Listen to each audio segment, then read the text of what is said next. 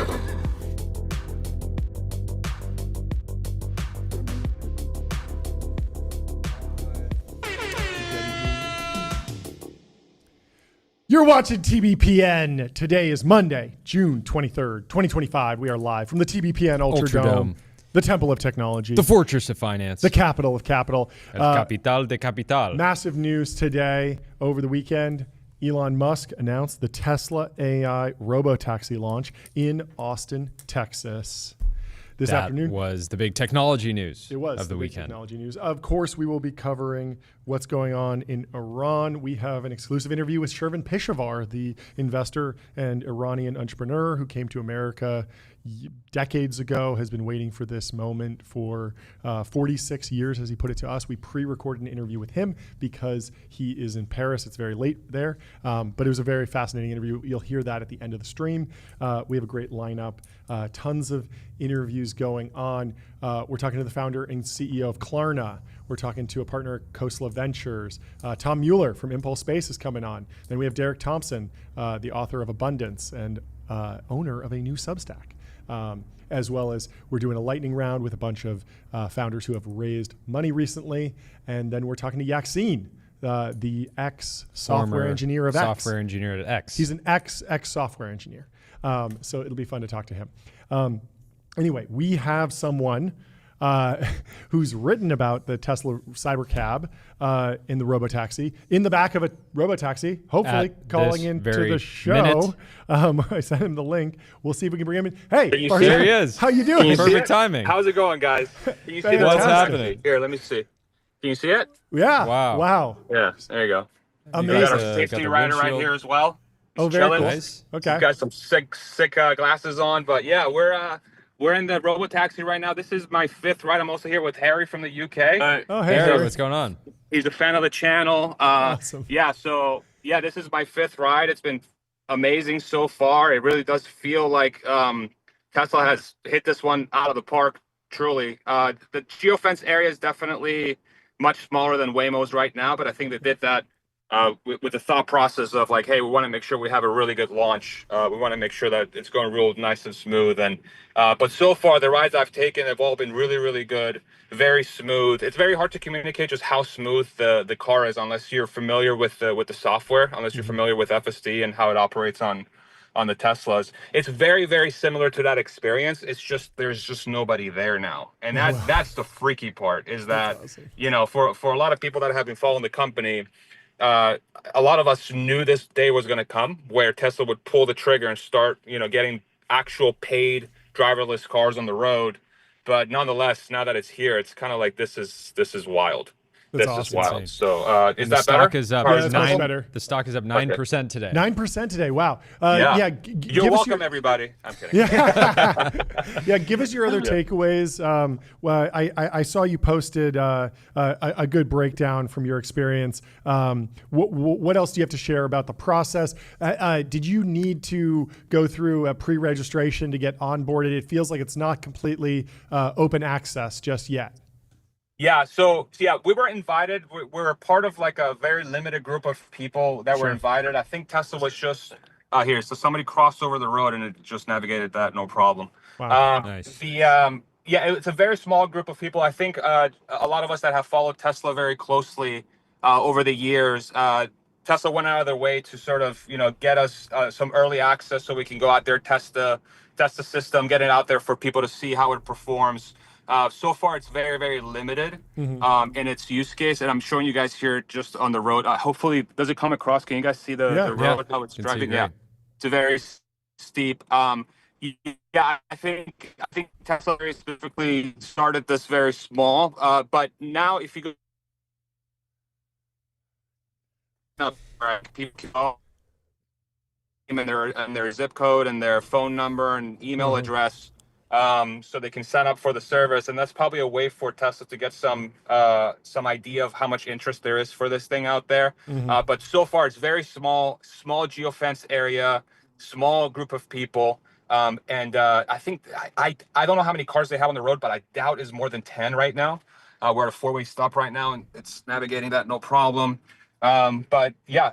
I think it's very limited on purpose, but I will tell you that for those of us that are so lucky to be able to experience this firsthand, it feels surreal because it works. It works. That's amazing. It just Crazy. It just takes you around, and there's no one there. And you're It's like, wild okay. it's wild that we got full self-driving cars before reliable cell coverage in major cities. You're breaking up a little bit, They need to but I drop can mostly Starlink on top of hear you. this. I mean, I have one more question. We'll let you go. Yeah. I mean, what's remarkable about this is not just that it's a self-driving car, but particularly that it looks like a stock $38,000 Model Y. Yes. Is there Yes. anything, are you seeing anything on the car that looks like it might be aftermarket, added to No. it, extra cameras, anything? Nothing. I mean, there's different software, but I mean that's just that's a software update, right? Totally. It does. There's nothing that I can gather that says, oh, this is like a very uniquely equipped Tesla that has some additional sensors. This looks to me like the point you made is exactly in. This is why this is so mind blowing. Like I just can't believe it's happening. The best selling car in the world, where Tesla's making over 1 million of these per year, that costs less than $40,000, potentially less than $30,000 to make, is driving itself in Austin, Texas, with a paid ride. I paid $4.20, and it's driving me around. The best selling car in the world. Like that. That's a weird thing to process. Because it fundamentally breaks how we think about self-driving transportation, because you think about self-driving, a lot of sensors, et cetera. No, the cost structure for this thing is the scale that Tesla has been able to achieve. That same car is going to drive itself, right? And that just breaks everything, because your cost per mile plummets. The method they've taken as far as training the software should allow them to get this thing to scale much faster than Waymo can. And they have the cars, right? So Tesla makes as many of these cars every 5 hours that Waymo has on their fleet total. Wow. Right. And that's the mind-blowing piece of it. And Waymo should be celebrated for the work they've done, because it's such an incredible technology. And I'm really happy they exist. But the scale piece is the challenge. And it seems like now that Tesla has figured out how to get paid rides going as we come to our destination, that's my Cybertruck right there hanging out. It's like it's monumental. This is truly a monumental thing for them. This is like Disneyland for tech bros. You can just keep taking rides around all day long. This is amazing. This is like, thank you very much. Thank you, brother. Dude, it's like, sometimes I'm like afraid. I'm like, does my wife think I'm too nerdy? Like, am I getting too nerdy about this? What's going on? But it really is like it's just appending. What Tesla has been historically great at is just appending the equation around the technologies that they work in with the electric vehicle. Now with self-driving, they're going to get into the human or robot space. This is what they do. And so I think this is just another reminder that they're full steam ahead, and it's very exciting, and it's just such an honor to be part of this release. Truly, it's an honor. Historic. Amazing. Yeah. Well, thank you so much for calling in. This was Appreciate great. Of course. Yeah, Thank we'll you guys talk to for you having soon. me. Have fun out there. Bye. All right. Talk soon. Thank you guys. All right. Bye-bye. Yeah, the scale of this thing. I mean, Elon wasn't the first person to put a satellite in space. He's just the first person to figure out how to get the rockets go up and back every single 6 hours or something like that. And so scale really matters. It's more of like an industrial question than a technology question at this point. And they seem really set up for it. I love this post by Nick Cruz. He says, Elon Musk is back on his main quest, focused on the robotaxi. And you'll love to see it. A little bit of side quest going on for the last 6 months. Sometimes you find a little pot of gold at the end of a side quest, but it's not the main mission. Pot of gold. Anyway, there's some other news Power here. Bottom Dad says, Yep. time will tell, but my bet is that this signals the death of the Waymo, leaving Google in a $20 billion hole, and likely Uber as well. Very dramatic. I think Power Bottom Dad is a very strong poster. Yep. And the competitive dynamic is really heating up. I'm interested to see how quickly Tesla can actually scale this in other cities. Right now, sounds like it's 10-ish cars in a very, very small area, but again, they could potentially scale 1,000 times faster than Waymo. It's all just going to come down to safety and what's actually going on behind the scenes. Yep. George Hotz last week was saying that Waymo is our tele-operated. He said, I haven't fact-checked this. Thankfully, we're not journalists. We don't have to fact-check. But he said something like 1.7 people per car. Or 1.2 or something. Overseeing Which is Waymo's. more than a taxi cab, because a taxi cab only has one. Yeah, so the real question will be, is Tesla doing teleoperation as well? Mm-hmm. Do they... how long will these companies need to do that? But once things are really working and they're safe, Tesla theoretically could be everywhere all at once. I think the real question is, what corporate card should you use? That's right. Ramp.com. Time is money. Save both. Easy to use corporate cards, bill payments, accounting, and a whole lot more all in one place. No, it's a good point. And I don't know about Waymo and Google. I think I lean with PBD here, saying that they have a lot of explaining to do, Waymo, Google, and Uber. It's hard to imagine how you can compete if your product's 10 times the price. Or if you, Uber has, the bull case for Uber is that they have the customers, right? And that everyone has the Uber app installed.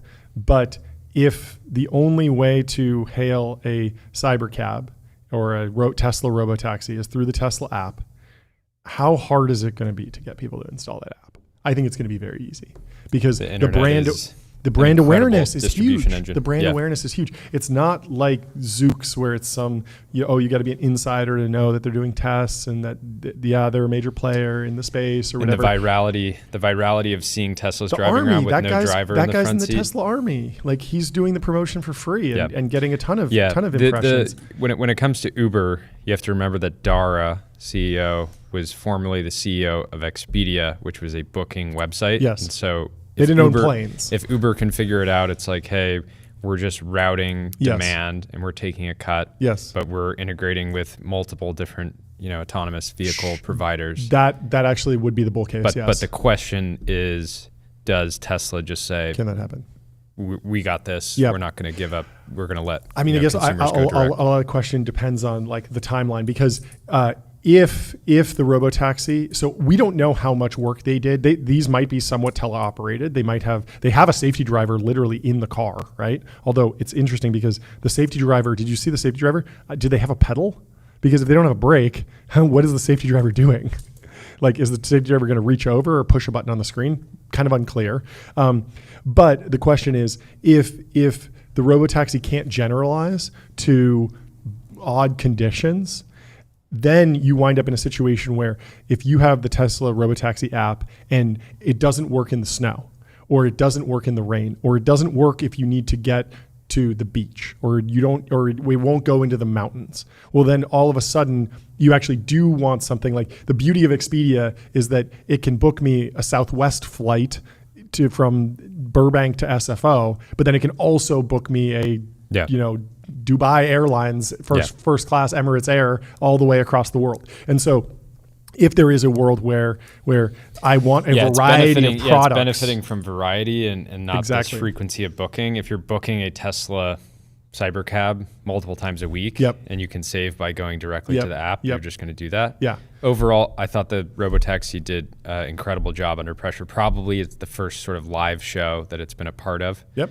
And so the fact that it stayed composed, that it didn't, make any erratic turns or anything like that, I'm pretty impressed. Yeah, it's very exciting. But you don't always want to be in a self-driving car that costs $38,000. Sometimes you want to be a Ferrari driving Harvard med graduate AI angel investor.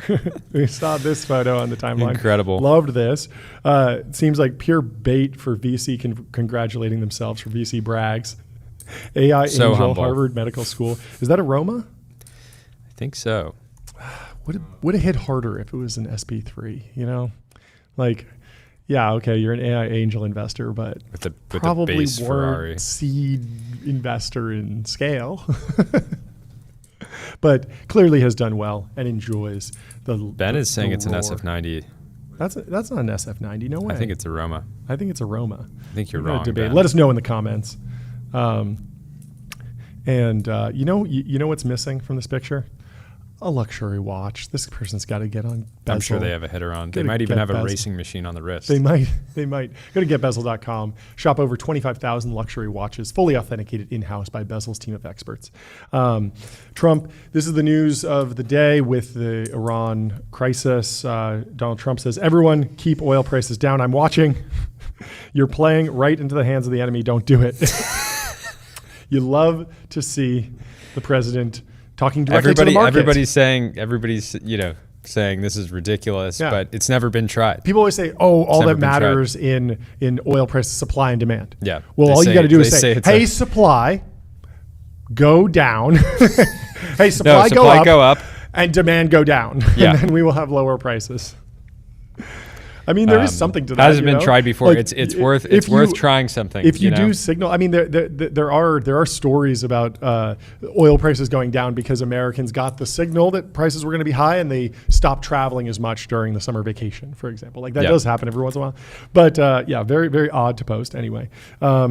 Back on watches, the Watches of Espionage account says men who guide the destinies of the world will wear Rolex watches. Chairman of the Joint Chiefs of Staff, John Dan Razine Kane, in Situation Room during attacks on Iran, wearing a Rolex GMT. Well, you need a GMT because you got to know what time it is in Tehran. We got to start doing these. This is a good one. I haven't seen this. I've seen the Merkel route. I've seen the break cracking your knuckles.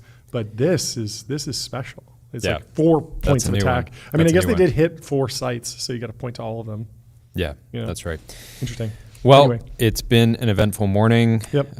Iran attacked a U.S. base in Qatar. Yes, that's the latest. And people are basically saying that it's bullish because there were no casualties. Mm-hmm. Apparently all the missiles were taken out in the air. Yep. And this could lead to a de-escalation. Yeah. And a return to a steady state of tension. Yeah, this has been my position for a long time. I'm pretty anti-aggression, anti-war, but I'm extremely pro-domes. Iron domes, golden domes. I want to be able to shoot down every missile as soon as it leaves. No matter where it's leaving from, let's shoot it down immediately from space, from land, do whatever you can. But missiles, bombs, nuclear bombs, these things should not be relevant in the future. But Dhruva has a breakdown of this. The strike package that destroyed the Iranian nuclear facility at Fordow represents over 1 year of U.S. production capacity of the GBU-57 bunker buster. Its primary explosive, AFX-757, is difficult to produce, and we don't have many factories to do it. It's why way more robots are necessary. To do everything from production to automating research. I'll also note that China has been very interested in higher throughput production of this very compound for some time now. Very interesting to see. Joe Weisenthal had some Polymarket news. Bombing of the nuclear facility did not push down the market odds of Iran possessing a nuclear weapon in 2025. In fact, it's at the highest level of the day. I wonder what's driving that. Do you think that's more driven by we didn't Former actually Russian take the president comes out and said, Yep. hey, we might This is just what I was give getting at. them a nuke, That would be bad. which would be bad. That would be bad. The other thing that's interesting, the Fordo nuclear facility destroyed before July, Polymarket is only sitting at a 32% chance still on 4 million in volume. So I think people are basically calling that it wasn't actually destroyed, or at least that's what the market is saying. So it was impacted but not destroyed, even though Trump came out Saturday night and claimed total annihilation. Mm-hmm. Well, the Crown Prince of the opposition party gave a speech in Paris earlier. We talked to Shervin Pishavar about it earlier. You'll hear that interview at 2:30 today. And he launched a website to help recruit defectors. If you're designing a website, you got to get on Figma. That's right. Think bigger, build faster. Figma helps design and development teams build great products together. Go to figma.com. Combat Learjet says, my buddy was a B-2 pilot. He flew one of those extremely long missions several years ago. The mission was 2 pilots, 36.3 hours of flight time, Missouri to Iraq and back to Missouri. The mission required 5 air refuelings, taking on over 500,000 or 500K kilograms, maybe 500 kilograms of gas total. These pilots are legends. Yeah. That's insane. Oh, I guess pounds, 500 pounds. I don't know. Anyway, what a beast, a 36-hour grind. I never want to hear you complain about, sitting at your desk for 10 hours or coming in on the weekend When have to I do ever some complained? PowerPoint or some Excel. The investment banker specifically. Yeah. Oh, I work so long. No, 36 hours, get it done. Yeah, really wild. Anyway. Jacob Hellberg was celebrating this, very excited. He has been confirmed, by the way. And he says, and he's already shifting the conversation, I think, in a good direction. He says, not a single Chinese humanoid robot should be sold on U.S. soil. U.S. government should preemptively ban Chinese humanoids in the U.S. without delay, in all caps. And Jason Calcana says, the fact that you need to tweet this is crazy. You realize this was posted a year ago? Oh, this is whoa, and he just reposted it. Yeah. Or he edited it or something. Yeah, so he was he's way of the ahead of curve it. here. Yeah. But now he's part of the admin. Now he can tweet it. Actually make some of this stuff happen. So great. excited to see him. We talked about this. Why are we, let's not allow what happened with DJI to happen again with a new robotic form factor. Yep. Anyway, there was some news that maybe the Johnny Ive OpenAI deal might not happen because OpenAI apparently scrubbed everything about Johnny Ive and Sam Altman off the website and YouTube. It's just completely gone. YouTube video private, blog post removed. Everything is gone. I confirmed that. You get a 404 when you go to the original webpage. Mark Gurman, so everyone thought the deal was falling apart. Maybe Johnny Ive was getting poached by Zuck over at Meta. That would be dramatic. Mark Gurman has the story. He says, the Johnny Ive and OpenAI deal is on track and has not dissolved or anything of the sort, I'm told. Here's what happened. They were sued over the name IO, and there was a restraining order issued by the judge. They had to pull all materials with the name. That's interesting. Also interesting that they didn't, we knew that the name of the company was IO before this acquisition, right? No, it was Love From, and then they had an internal project called IO. But and that then was the not. combined. I thought that we knew that the new project was called IO like 6 months or a year ago. Yeah. But they're suing now. This happens a lot. There's kind of multiple sides. We'll hear both of them. Nick, who I believe is more in the Elon camp, is saying that it's the beginning of the end for Sam Altman and Johnny Ive's project. He says a federal judge has banned OpenAI to use the word IO to brand for their upcoming AI hardware device. Little rough language there. The ruling caps a fierce trademark battle sparked by Silicon Valley startup IYO, similar but slightly different name, which spent the past 6 years developing its voice-controlled AI wearable. The IO1 court filings revealed an eyebrow-raising series of events. So this is from IO's point of view. Yes. I'd say from 2018 to 2024, IO publicly showcased its ear-worn device, investing heavily to carve out its niche. Between 2022 and 2025, Altman's Apollo projects and Ive's Love From team participated in extensive pitch meetings, factory tours, and hands-on testing of IO's product. On March 5th, 2025, Altman declined investment in IO, disclosing he was working on something competitive, which ended up being called IO, I.I.O, not IYO. Said when OpenAI revealed a $6.5 billion venture named IO in May of 2025, IO's fundraising immediately stalled as Sam Altman influenced investors to stop investing in the small startup. Obviously, these are all allegations. What's interesting here is like Sam invested in Humane, and that project didn't really get to fruition. And so there's this question of like it's possible that he was like, okay, idea is good, but team maybe can't deliver at scale or can't deliver as an independent venture. And so for that reason, I'm out, and that's kind of clear. You also kind of know if you're pitching an investor that's actively running a huge company that you can go pitch Mark Zuckerberg to be an angel investor.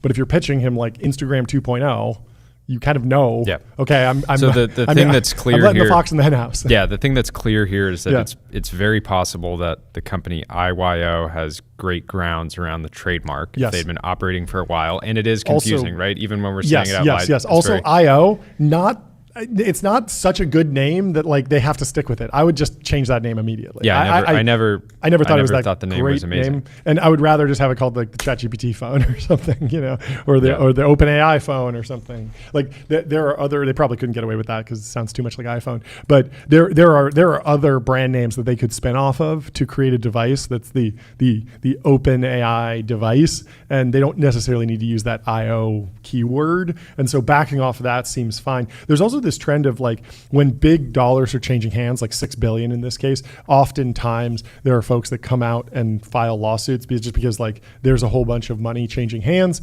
Everyone wants it to change hands quickly. And so if you can show up and say, hey, I'm owed $100 million, a lot of people will just settle to make it go away. This happened to Palmer Luckey during the Meta acquisition or the Facebook acquisition of Oculus. There was a guy who came out and said, I invented VR. I have a patent. You have to pay me. Palmer went all the way to court, fought it, and won.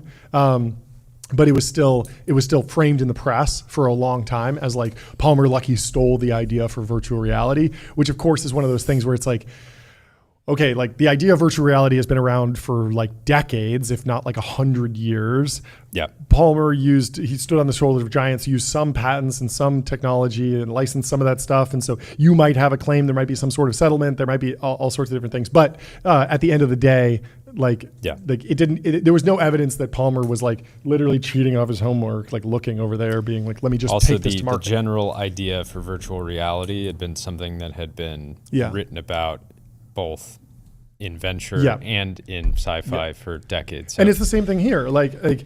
So here's what this IO device looks really cool. It's this headphone, but again, it's like, what's interesting here is it's a potentially new type of product that could ultimately be similar to what OpenAI develops with Johnny Ive and Love From. Sure. So the IYO is a product designed to be an ear-worn device. The device uses 16 beamforming microphones to create a quote-unquote audio display or an immersive audio environment for both speaking and listening. The IO1 achieves this through the use of natural language. The user does not have to learn, know, or memorize special commands, words, or gestures to cause the device to do what is asked of it. Instead, all the user needs to do is speak to the device naturally as though the user were conversing with a person. So. Yeah, I mean, like this feels like souped up AirPods in some ways or completely disruptive. And it ultimately depends on how great the software is, how great the interaction pattern is, the branding, the design, the go-to-market. It's not, I don't think that they own the idea of like, put a thing near your ear and play sounds. Like that's not, like if OpenAI comes out with something that competes with this, I think we would more likely comp it to AirPods and ask, what is Apple doing to respond? How are the AirPods going to be a competitor in this category? I mean, it's the same thing with the Meta Quest and the Apple Vision Pro. These are somewhat similar devices, screens on your face. They have slightly different design choices, but they're both in the same category. I wouldn't say, oh, like Zuck should 100% sue Apple for launching the Apple Vision Pro, right? Like that is not specific. Like they don't own the idea of screen on your face.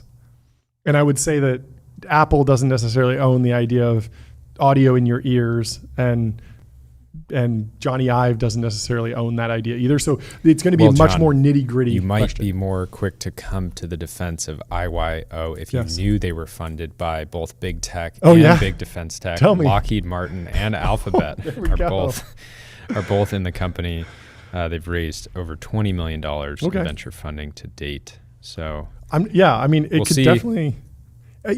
could definitely be a valuable product, but I think the game will be won in the execution of the software and the hardware, not strictly the idea of like voice first computing in your ear. That's not enough to win. Just like in many ways, the AirPods have already done some rudimentary version you can say, of this "Hey for a while," and it'll talk to you a little bit. It's like they're not executing well. Or you can call your executive assistant and say, "Hey, can you look this up for me? Hey, can you call this person? Hey, can you schedule this? Hey, can you book me a flight?" Yes. In many ways, they're just trying to recreate a great EA. Yes. Well, whatever IYO is building, they got to get on Vanta. They got to automate compliance. They got to manage risk, and they got to prove trust continuously. Vanta's trust management platform takes the work out of your security and compliance process and replaces it with continuous automation, whether you're pursuing your first framework or managing a complex program.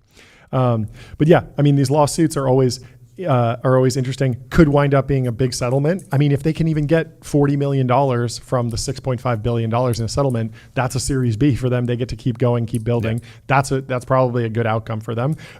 Maybe they can get them to change the name. Because I agree with you that the name is crazy. The most attention, if they spin this and say, hey, the OpenAI team spent years ordering our product, meeting with the fitting specialist, doing all this stuff. Because it's so great. Yeah. Maybe they'll get some orders out of it. And you know the best thing for everyone in this scenario? What's that, John? We're going to get some emails in Discovery that are going to go on big tech history emails, the X account, and we're going to find some funny back and forths between Johnny Ive and Sam Altman. Speaking of lawsuits and emails and Discovery, Elon's lawyers are apparently claiming that he doesn't have a computer as part of the lawsuit between OpenAI. Who doesn't have a computer? Elon doesn't use a computer. He doesn't even have a work computer. You posted this earlier today. I found this out because I posted. Yes. I posted earlier. If your CEO has a quote unquote work computer and a personal computer, it's time to start polishing your resume. And so somebody responded to that with notes to basically claims that. How does Elon play Diablo? Well, he probably has a gaming rig. It's a rig. It's not a computer. No, but the Verge posted this. Your Honor, my client doesn't have a computer. He has a rig. He has a gaming rig. Oh, you want access to his rig? Yeah. Where he plays games on? Yeah. You want to see if he's really that good at Diablo? There are people that would actually definitely want that for sure. The setup. Yeah. I don't know. Maybe the second greatest Diablo player of all time will subpoena that information. Be like, I want actual data. How many hours did he log? I need to know the real account information. Yeah. So Wired is reporting this morning that the claim appeared in a court filing related to Elon Musk's ongoing lawsuit against Sam Altman and OpenAI. He said that the lawsuit also flags that he has posted about his laptop numerous times in the last year. So people are trying to put him in the truth zone.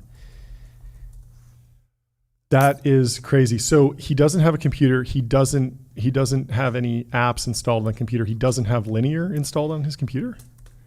I'm sure his team does. His team must, because how would they get anything done without a purpose-built tool for planning and building products?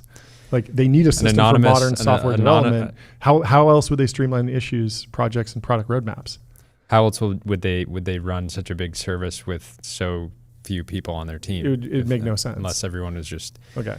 Significantly. I think we're going to find the computer, and when we find Elon Musk's computer, we're going to find. There's going to be one app on there, Linear. And it's Linear for sure. That's right, Linear.app.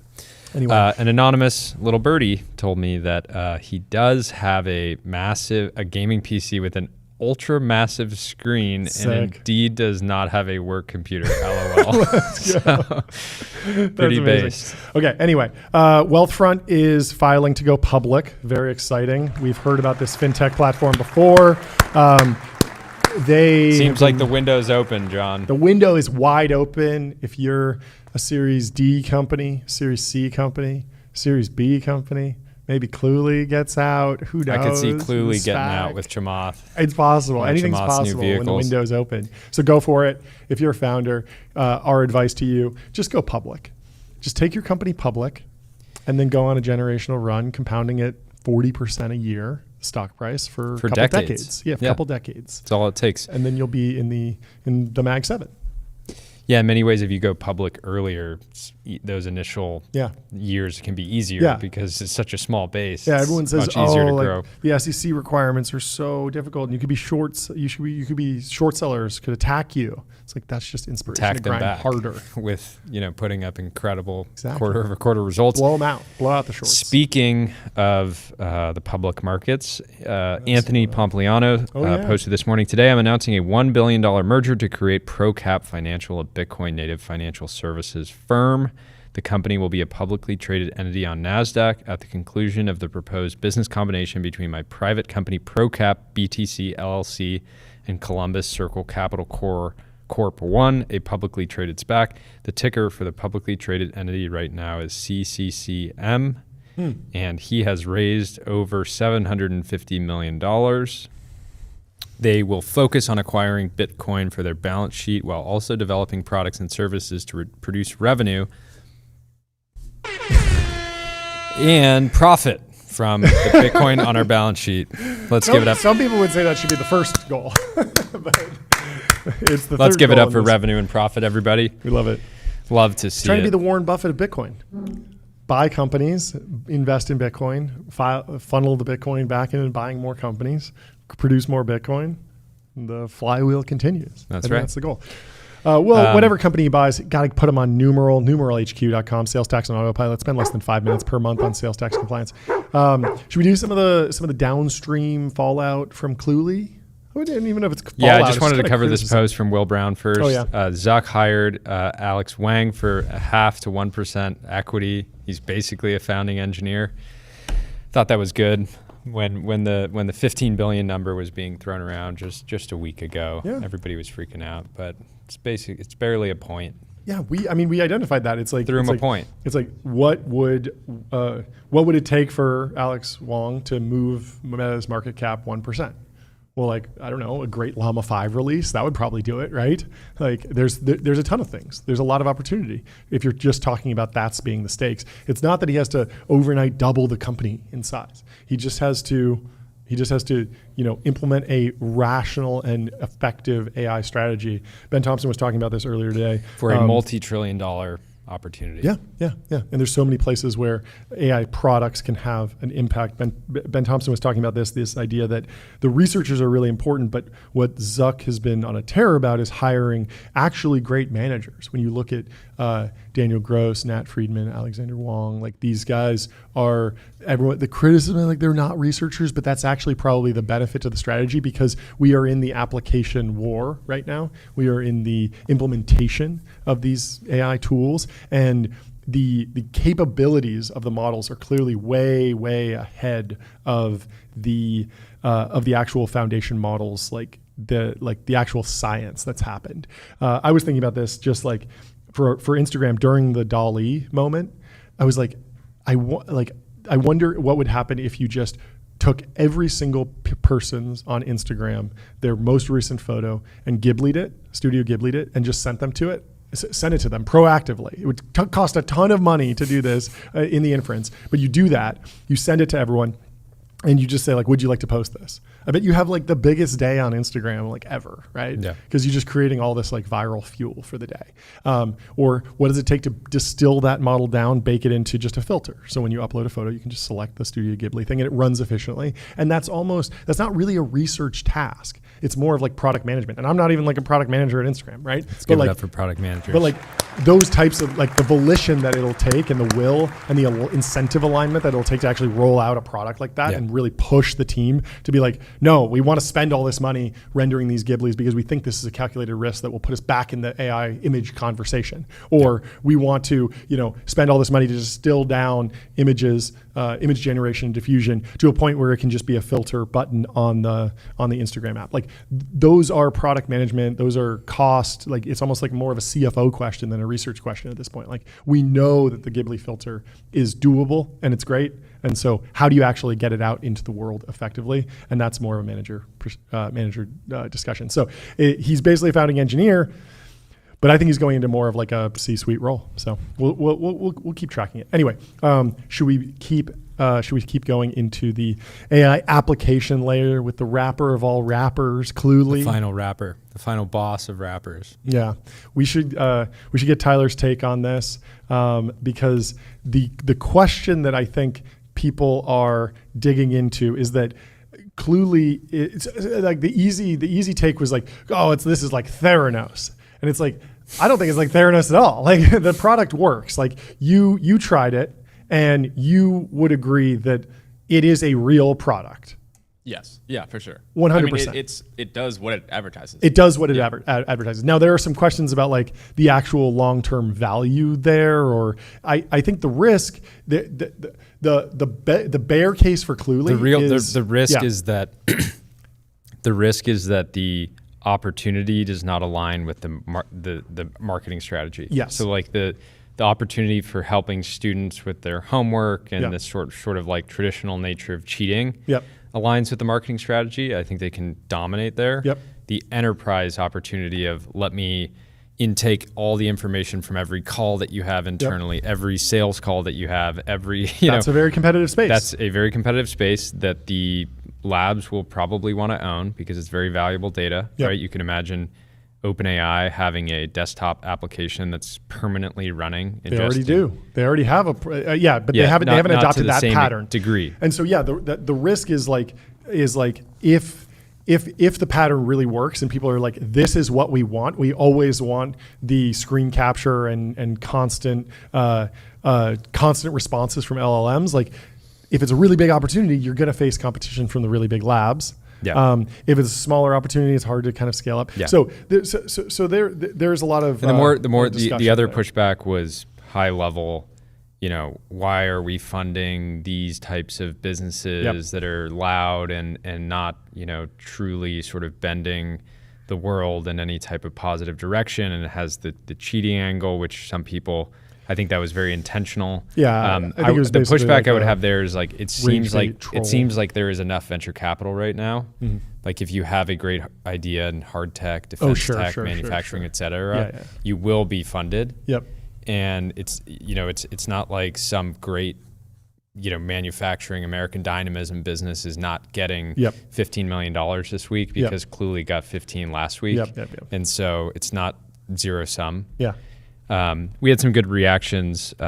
Kevin, aka Plant Daddy, was quoting a segment from our interview and said, Roy was basically saying like there's not enough viral content, which is actually an interesting take. His take at a high level is like if you make something like great, novel, engaging, it just will naturally go viral because there's actually a scarcity of like viral content. I think it's an interesting point, and I think that he's probably right to some degree. Kevin fired back at a high level and said, "This is not correct. While it is true that the last thing, Roy was basically saying that consumption has just shifted so dramatically to TikTok, which is a new form factor, and so that's changed the dynamics. Kevin is an active creator, I believe, on YouTube, and I'm sure he's everywhere." So he was just firing back. He says, "This is not correct. While it is true that when TikTok blew up in 2020, there was a brief moment where there wasn't enough short-form content to satisfy consumption. That lasted 12 to 18 months. I remember it well because I was one of the first gardening accounts on TikTok in 2019. It was free back then. Literally any video popped off. Then millions of new creators came onto the scene, coupled with 10x reduced friction in creating content due to TikTok's native editor, filter, and CapCut. You saw an explosion of short-form videos. So both the number of creators and number of videos dramatically increased.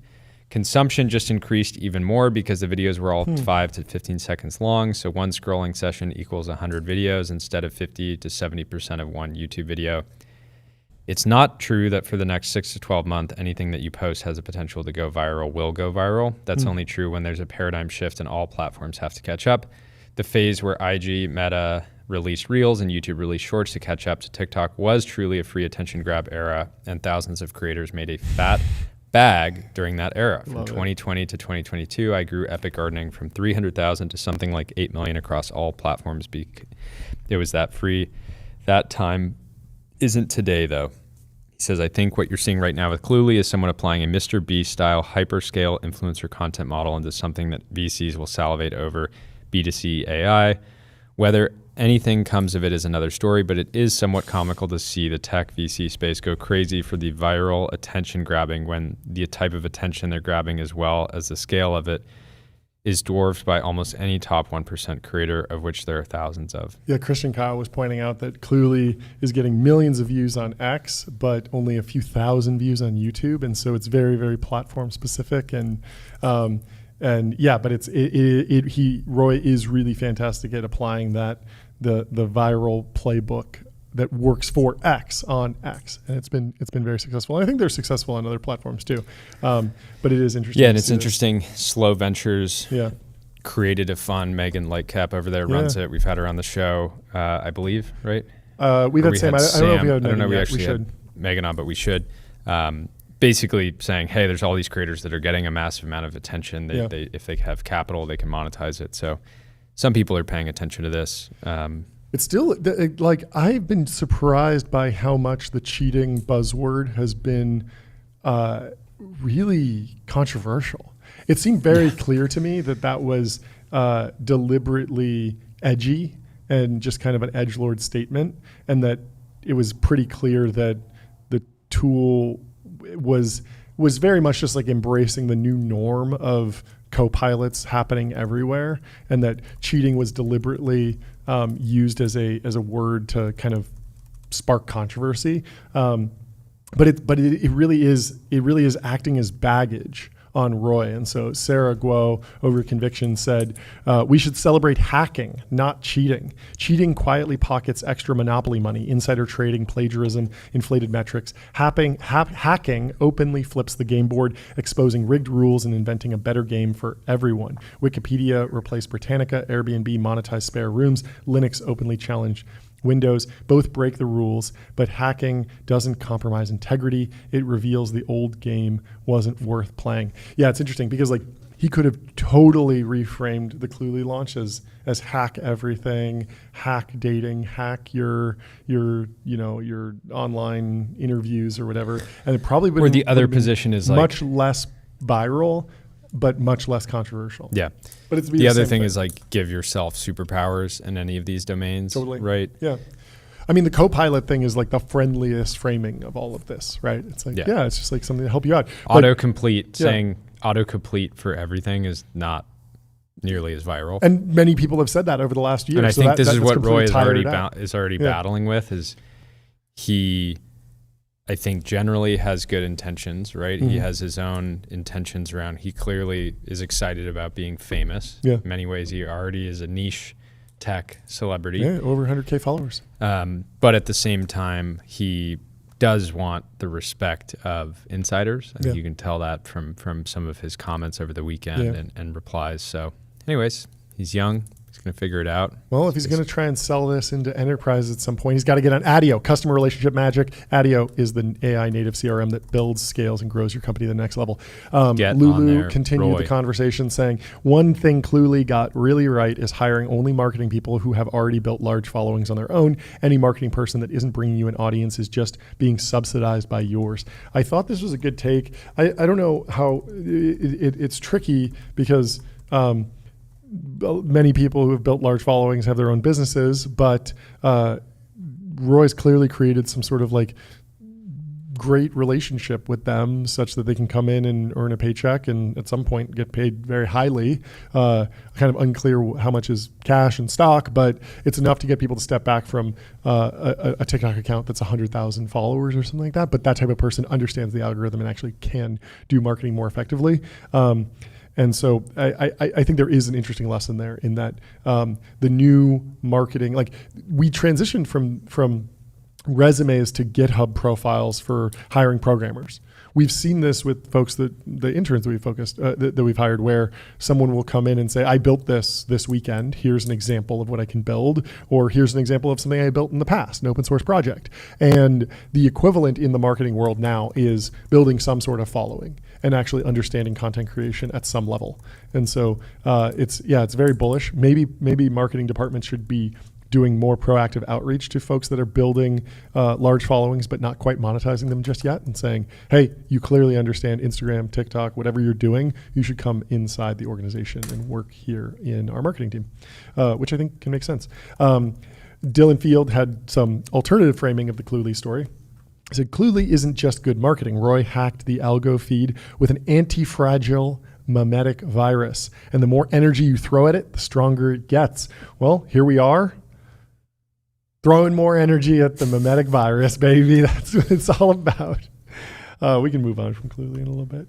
Teddy Blank says, Roy Lee disturbs people because by any measure, he should be a successful crypto/Forex influencer, course sales hustler.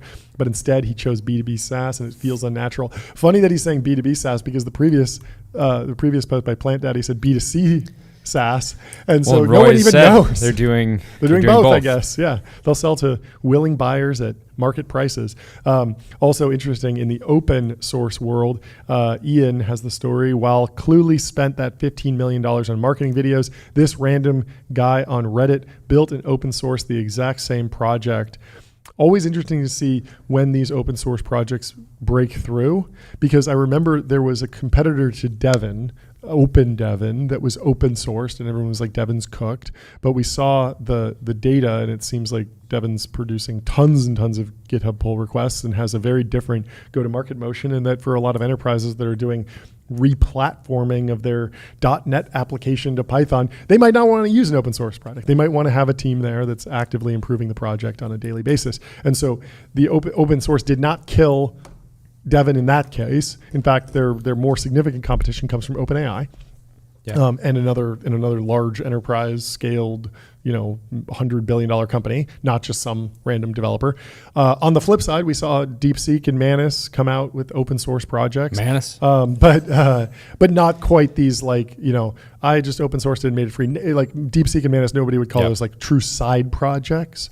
So it's unclear how much this will affect. At the same time, if you are hesitant about sending screen recordings to Cluely, maybe open source is the one that you actually want to run. You want to run this locally because of a privacy issue. But it will be interesting to see whether or not this is a factor in Cluely's rollout. Yeah. I would be surprised if this is something that makes a difference to them. I would imagine it's much more about... Yeah, they're clearly marketing to people that don't know how to run open source software. Yeah, so it's not a big... The thing that was interesting, Gary Tan shared, are people building brands ahead of the tech just to try to hold space right at the moment that the just right models hit. Somebody named Ethan Ding was highlighting that he was comparing Cluely and Icon, both of which have been very controversial. Ethan said, I'm surprised no one's connected Roy Lee's playbook to the Icon ad maker playbook a couple months back. Have an unusable product, dominate mindshare for potential buyers, buy time for the AI to catch up to bail you out.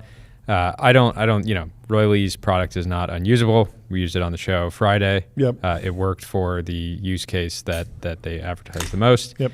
They clearly are dominating mindshare. The question is, will AI catching up actually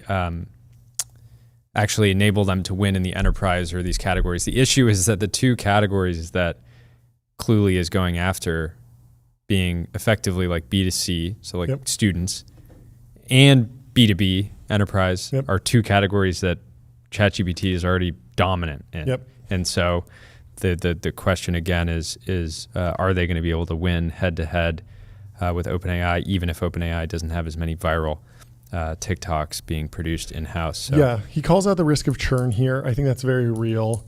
I think the bigger question is clearly and very much it is wrapper, but at the same time, it's not trying to compete on the foundation model level. And so if the models get better, clearly should get better. And so you are very much riding the rocket or riding the wave of technological improvement, which seems like a good strategy. I guess it just keeps coming down to the question of if this is truly the UI paradigm that people want to interact with ChatGPT through, you would expect the ChatGPT app to launch this. But who knows? Maybe it gets popular, and maybe there's other pockets of opportunity that come through. And there's a bunch of in other news, Mark Gurman was reporting over the weekend. He said Apple will need to leave its M&A comfort zone to succeed in AI, basically calling out that Apple has held various early conversations with different companies like Perplexity and Thinking Machines around potential acquisition. People were pressing him saying, why Perplexity? Mark responded, which looks like it's an output from ChatGPT. I don't know. It's not. It's not. It's from his he actually article. wrote this. It's got so many M dashes. Look how many M dashes it has, though, John. Wait, no. I think actually maybe this is from. I don't know. I'm confused. I can't tell anymore. Yeah, this might be from ChatGPT. I thought this so. was He from his says a article. proven consumer-ready product. It fills a clear need, a decently sized team, and a reasonable valuation at around $14 billion. Perplexity wouldn't break the bank. Yeah.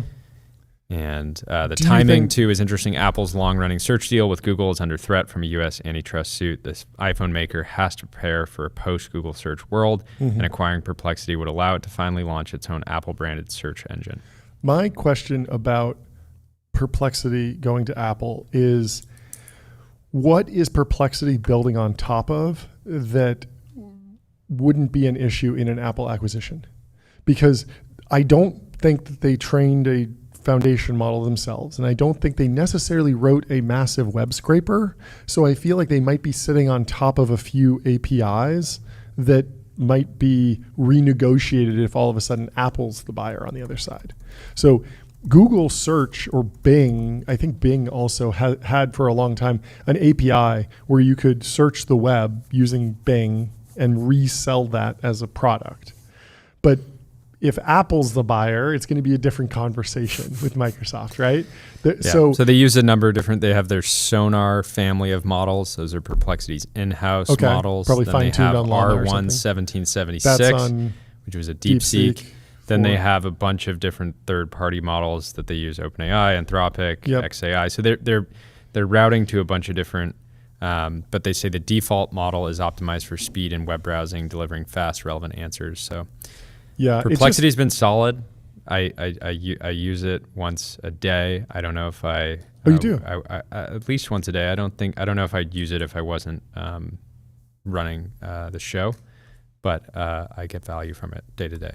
Yep. I'm not sure if it'll happen. I mean, it certainly makes sense. I posted over the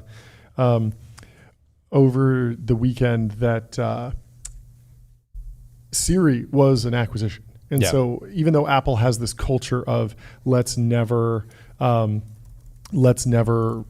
acquire anything, or let's never let's build everything in-house, everything needs the Apple polish. They do have a lineage of acquisition, although Siri was a much smaller acquisition, a much earlier 200 million. stage. 200 million. And I think Siri had been around for like a couple of years. Kind of similar. And if you think about it's with inflation, 100 times 200 million in expensive. 2010. It's 100 times as expensive. It is a big deal, but still, it's it could happen. Well, in more important news, the We All have In our guest. podcast released their new Tequila. tequila brand over this weekend in LA. There was quite a lot of pushback, but I thought the bottle was quite unique, and I would be down to stack of poker chips. I would be down to sample it as well. Also, people were saying, "Oh, this is so out of character." But Elon Musk has Tesla tequila, and Donald Trump has Trump tequila, apparently. And so, or liquor brands. I guess Trump has a liquor brand. And so this is a proven strategy. Anyway, we have our first guest of the show, our second guest technically, since we already had that call in. The CEO of Klarna. Welcome to the stream. How are you? What's going on? Welcome to the show. Thanks for having me. I was just realized the light in here is very, very odd, but I hope this is fine. I think you look great. You're good. You're good. Great. Thank you so much. I imagine you had to stay up late for this, so we always appreciate it when someone can do that. Would you mind giving Last man in the office, it looks like. Yeah. Leading by example. Exactly. This is what your team said. There's some more people here than me. Yeah, no, your team said this about you. They said that you're obsessed with artificial intelligence right now, obsessed with digging in the weeds, tinkering with stuff. Probably goes back to the early history of the company. Maybe that'd be a good place to start. How did you actually, like, what was the inciting element or the inciting incident that led you to start the company? Wow. Well, so as you may know, I've been at this for longer than many others. So I'm at the 20th year of this venture. An overnight success. Overnight success. We love Classic. an overnight success. It's been easy. But I was 23 back then, so I'm not that old yet. 23. But did you ever have a real job? What? Did you ever have a real job, or did you go straight into entrepreneurship? I had many jobs. I started working when I was a 15-year-old at Burger King. Nice. Flipping burgers. That's great. Were you any good? What? Were you any good? Flipping burgers. Yeah. I think it was we actually had a competition for making Whoppers really fast. No with way. quality. With quality. Okay. I think I scored pretty well. That's Good. awesome. Good. So yeah, walk me History through of greatness. 15, you're flipping burgers. 23, you're starting a massive tech company that will go on a 20-year run. What happened in between? Very shortly. Well, first, for whatever reason, I always dreamt to be an entrepreneur. Kind of odd thing to do as a kid. My father really wanted me to be a doctor, but I was inspired by Richard Branson and Ingvar Kamprad, the founder of IKEA and stuff. Yeah. And I went to business school. Bad idea. I should have learned to code the first thing I did, but that was a bad idea. But anyways, and then after a few years of just testing a lot of different jobs, I ended up, by a very odd story, going around the world without flying, coming back too late to continue my university studies, and as a consequence, ending up as a sales guy at a factoring firm that was doing account receivables. Last thing in the world I ever thought I would work with. Yeah. And at that point in time, realized there was a lot of these very small newcomer e-commerce companies that were selling stuff online, and they needed a better payment solution because their customers didn't trust them, didn't trust that they would ship. So they preferred the idea of buy now, pay later, where you would first receive the product and then kind of pay for it once you had it. And that was pretty much the beginning of Klarna. That makes sense. Yeah. It's awesome. Walk me through the more recent developments. How big is the company today? So we're about 100 million users worldwide. Mm-hmm. We do about $100 billion worth of payments volume annually. There's about 500,000 merchants, but a lot of them are really large. So there's Nike, Macy's, Sephora, Walmart nowadays. And yeah, what else? On number of employees, about 3,000 people. Yeah. Wow. Yeah. What was the initial go to market? I seem to remember there were specific dynamics in Europe around cash on delivery being a unique kind of vector into growth. Can you walk me through kind of what the early go to market was and how? And it seems like you almost leapfrogged the technology curve a little bit. Well, the truth is, funny enough, even in the US, if you look at the beginning of credit bureaus, they actually, a lot of them started as mail order companies, where the first credit was provided actually by you shipping a product and asking for cash on delivery. And then the third time you ship to that same address, you would say, well, this customer seems to have money every time I ship to them, so I'm going to provide them a small credit line. And that was actually the beginning of a lot of credit bureaus, even in the US back in the early 20th century. So, and kind of same thing happened across Europe, across the US. So the idea of doing cash on delivery and then turning that into a credit line based on the performance of that customer always having cash at hand when they were buying those products or paying for those products that they ordered at that point in time, mail order catalog orders, right? that actually worked. So in the end, to us, when online came along, most people were offering debit card payments. And the problem with debit card payments is the customer ships money and then maybe receives what was on that picture that they ordered.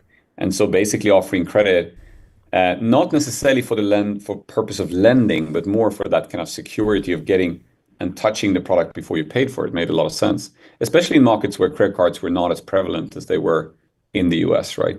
Yeah. What was the like as you were looking at the global map of expansion? What informed like where you go next? Like walk me through the different markets that you had at the top of the list and how you chose to kind of rank those as you expanded the How business. soon did you know the American consumer was undefeated? I mean, And you had to be here. That took a We lot like of years. stuff. Funny enough. We like stuff. Yeah, we like to buy stuff. Exactly. Funny enough, took a lot of years before we realized the US market. I mean, first and foremost, like when we started, you have to remember at that point of time, there was one globally successful European tech startup, and that was Skype. That was it. Like Skype was the thing. Everything else had been launched out of Silicon Valley. There was no real European tech success of that size that had like global consumer, recognition, right? And hence to us, it was like, okay, where are we going to go from Sweden? Let's go to the massive market called Finland that is half the size of Sweden because it's very close and we kind of know what it means, right? So we kind of started with expansion in the Nordics, then went to like Germany, which was a huge thing for us. Figured that out, and then went to UK. And we always thought that we never like figured out how are we going to come into the US market because credit cards are so prevalent. But the funny thing that we hadn't realized was due to the financial crisis in '07, there was a lot of regulation introduced that made it much harder to get a credit card. One thing that kind of sounds sane is that credit card companies couldn't advertise in campuses anymore, which was one of their like most common places to sign up credit card holders. Really? And so there was a lot of that regulation. So it meant that between 2010 and 20, debit cards in the US grew like a credit card's volume grew about 2x, debit card volume grew 10x, right? And so actually, rather than us figuring out how to be successful in the US, it was the other way around. The US market became more like the European markets with much higher debit card penetration, where buy now, pay later and the kind of products that we offered became much more relevant suddenly for this new consumers that didn't have credit cards to the same extent or didn't have as much credit limit as they used to have historically, right? Yeah, what was the rollout like in Finland, Germany, the UK, the US, from a regulatory perspective? Do you have to get like banking licenses? Is there approval? Is it mostly like regulatory, or are you more focused on the engineering challenges, setting up servers, localization? All of them. All of it. All Yeah. of the above. All of the above. But I think from a regulatory perspective, we quickly identified that it would be a benefit to be fully licensed over time. So about 10 years ago, we did get our bank license, and we were fortunate that EU had implemented legislation that meant that you could take your Swedish bank license and passport it across all the European countries, right? So we run on the Swedish bank license, but it's applicable for all, and it included UK up until Brexit, right? So so that worked for a long period of time. But obviously, technology was an important challenge for us as well. What are the knock-on effects of having a bank license? I talk to fintech founders all the time where it feels like they're in the money moving business, but then you find out that they have all this float and they're making a ton of money on treasury bills or something like that. Is there an aspect of your business where you can actually drive more profit and bottom line on the basis of having that bank license, or is that less relevant? And then I want to go from there into stable coins and what's going on and how that might be changing the market. So I think that in our case, what you're referencing is kind of, funny enough, something we have underutilized at Klarna, which is the ability to generate the deposits and kind of earn interest of those deposits, right? Yeah. Funny enough. And that's something we're addressing right now, where we're introducing more products and services in that area. But where the big advantage for us was, if you look at like the history over those 20 years of a lot of fintechs who were credit providers, a lot of them offloaded their balance sheet and did so effectively up until at some point in time, something went wrong in the underwriting model. And it turned out that the losses were higher than they expected, at which point of time, the people that had taken on their balance sheets realized that they wanted to shift the liability back to the fintech but the fintech was not capital-wise equipped to take that on, meaning that like their valuations either collapsed or the whole thing went bankrupt. So, and this happened over and over again. If you look at a lot of the like fintechs over the last 20 years, in our case, the benefit of having deposits is we are a bank. We're fairly capitalized as a bank. We need to hold the same capital that any large bank needs to do in comparison to our balance sheet, and it means that we're much better equipped. Like even if our losses go up and down or whatever, it doesn't change the sentiment of our balance sheet. Doesn't mean that we can dry up funding. We're not dependent on the funding in the market. The whole thing that went down in '07, right, which was the problem.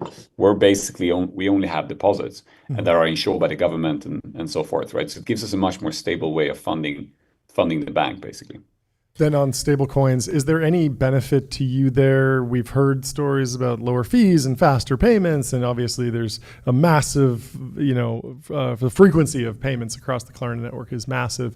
Are you looking at it? Have you already looked at it? What's your takeaway on stablecoins or the Genius Act that seems on the cusp We've had of passing? fintech CEOs on the show that have said, actually, traditional banking rails can be pretty awesome if you utilize them properly. So curious what your read is. I think that I have been one of the crypto skeptics for a long period of time. And the reason for that is when I started playing around with this stuff 10 years ago, I felt that, I always ask myself, how is this technology going to make my mom's life better?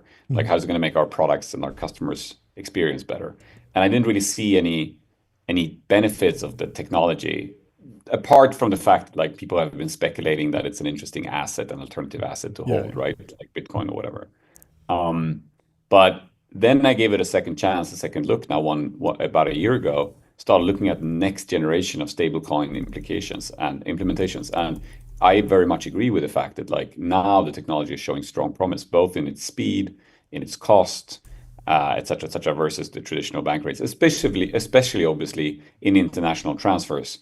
In corridors that are more you're moving money from UK to US, you're probably not going to make that big of a difference. But if you're moving money from, Brazil to, let's say, Greece, sorry, that was a Euro country. Stupid idea, stupid suggestion. But another one, which with a smaller currency, you're going to have a very real benefit of it, right? So I think that stablecoins definitely are going to be a major thing. I think also crypto is here to stay, and the Bitcoins of the world are here to stay as assets, right? That people find are interesting assets in their portfolio. So I don't think that's going to change either anytime soon.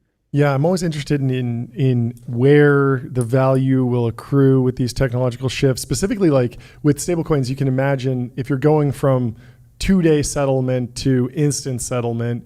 Well, if the customer would accept 1-day settlement, all of a sudden you have 1 day of float that's going to sit there that you could kind of keep as your own margin and maybe put in T-bills, and maybe it gets to be a big number. And so I've been kind of trying to understand when their time is money, and when time decreases and systems get faster, you can pass all of that along. You can pass half of it along, and there's different things that different companies can do based on the consumer preferences. Right, but so it's interesting. I think you're totally right, but that also means that in some degree, which is something I tell my investors, right, it's a race to the bottom. Yep. This payments industry has had a combined revenue globally, addressable market of $2 trillion or whatever. It's not going to stay that way. There's no real good reason why it's more costly to send money than send an email, right? There's a little bit more risk involved. There's a little bit more security involved. But in essence, you're just shifting data between two accounts. Yeah. And so to some degree that those kind of solutions will drive. And that also means that the revenue generated from these services will be significantly lower than it is today, right? Yeah. What's your broad, not to go too broad, but I'm curious to get your broad market outlook right now. You have this interesting view into consumers, companies all over the world. It's a very interesting time right now. We have geopolitical instability. We have, and effectively war. We have tariffs, trade wars, all happening at once. Yet at the same time, we've seen Circle went public and is now trading higher, higher than Coinbase. Yeah. So it seems like the general excitement around capital marches on. Yeah, capital is marching on, but yeah, how are you thinking about markets broadly from your view? To me, from my perspective, because of kind of the deep interest that I've taken into AI and tried to understand the implications and how to apply the technology, I am very much convinced that it will have implications on white collar jobs. If effectively you can have like economical swings that, recession, non-recession, it may, higher inflation, higher cost pressure and so forth may have some implications for consumers' sentiment of spending. And, I'm going to spend a bit more, I'm going to spend a little bit less and so forth. But the true life-changing moment that affects people's true ability to pay back, right, is to a large degree loss of jobs, right? If you lose your job, then it severely impacts your ability to do so.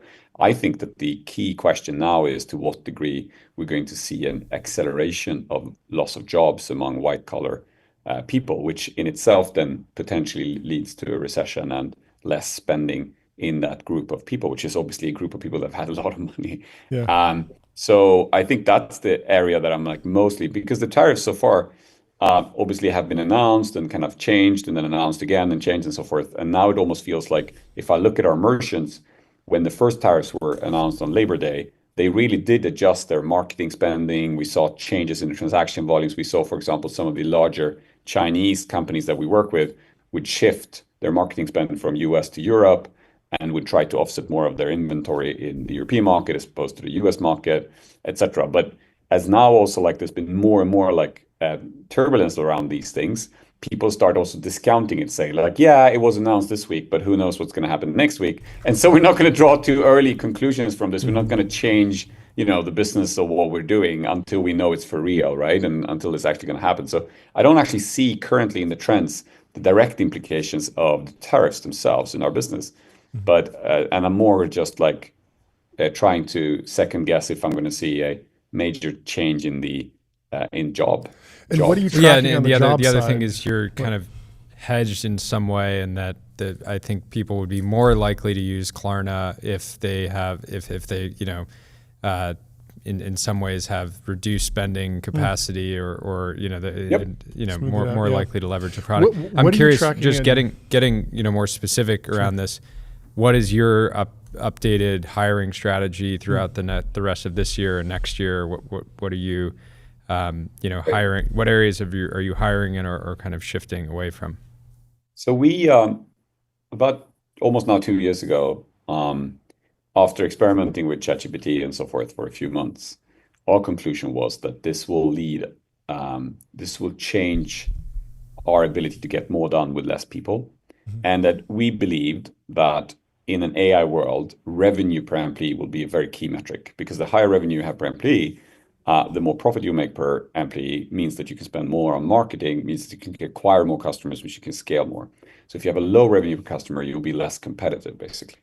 And so for us, the question then was, how do we catch those efficiency gains? And so we decided to stop hiring about 2 years ago. At that point in time, we were about 5,500 people. And since then, we shrank to about 3,000 employees that we are currently, which is basically through natural attrition. Because, in a tech company, about 20% will leave on an annual basis voluntarily because they're going for other jobs, other opportunities. And so by just being very strict in not rehiring, we have been able to shrink down the company and continue to do so. Now, we've hired a little bit. Doesn't mean that we haven't hired at all. We've hired in some areas and so forth. But if you look at the net, you can see that we've shrank from about 5,500 to 3,000. And then what we've also done is internally, we've been very honest and open about this. And we've communicated to our employees that what's going to happen is the gains, because obviously this means our labor cost is shrinking, while our revenue actually has been growing, right? So revenue, as a consequence of that, our revenue per employee went from about 400K to about over $1 million now, which is a kind of equivalent to where Goldman Sachs is. Now, yeah, thanks. Next step is kind of, Apple, Netflix being at $2 million. I sometimes joke because like OnlyFans is at like $30 million. Don't go there. I'm not sure that's or don't look at Tether. Don't look at Tether. Will have you looking at net income per employee. Yeah, exactly. So I'm not sure that's a great the comparison you want to have. But the thing is that like anyway, so we are continuing down that path, and the point is that. What we communicate internally, however, is that as the total labor cost shrinks, we are reinvesting that in an acceleration of compensation for our existing employees. So as they participate in the efficiency gains, we have been able to accelerate both equity and cash compensation at Klarna to our existing employees more than we had in previous years. And that's kind of a way for them to share the benefits with the shareholders of the efficiency gains that this creates, right? So if you're a new grad and you want to get a job at Klarna and make a career out of it, maybe be there for 20 years and earn a lot of stock and cash over Come for your job, maybe. Come for your job. Yeah, exactly. What should a new grad do? Should they learn prompt engineering? Should they learn to vibe code or program? Or should they be focused all on networking and management skills and people skills and the things that the robots seem to be mediocre at?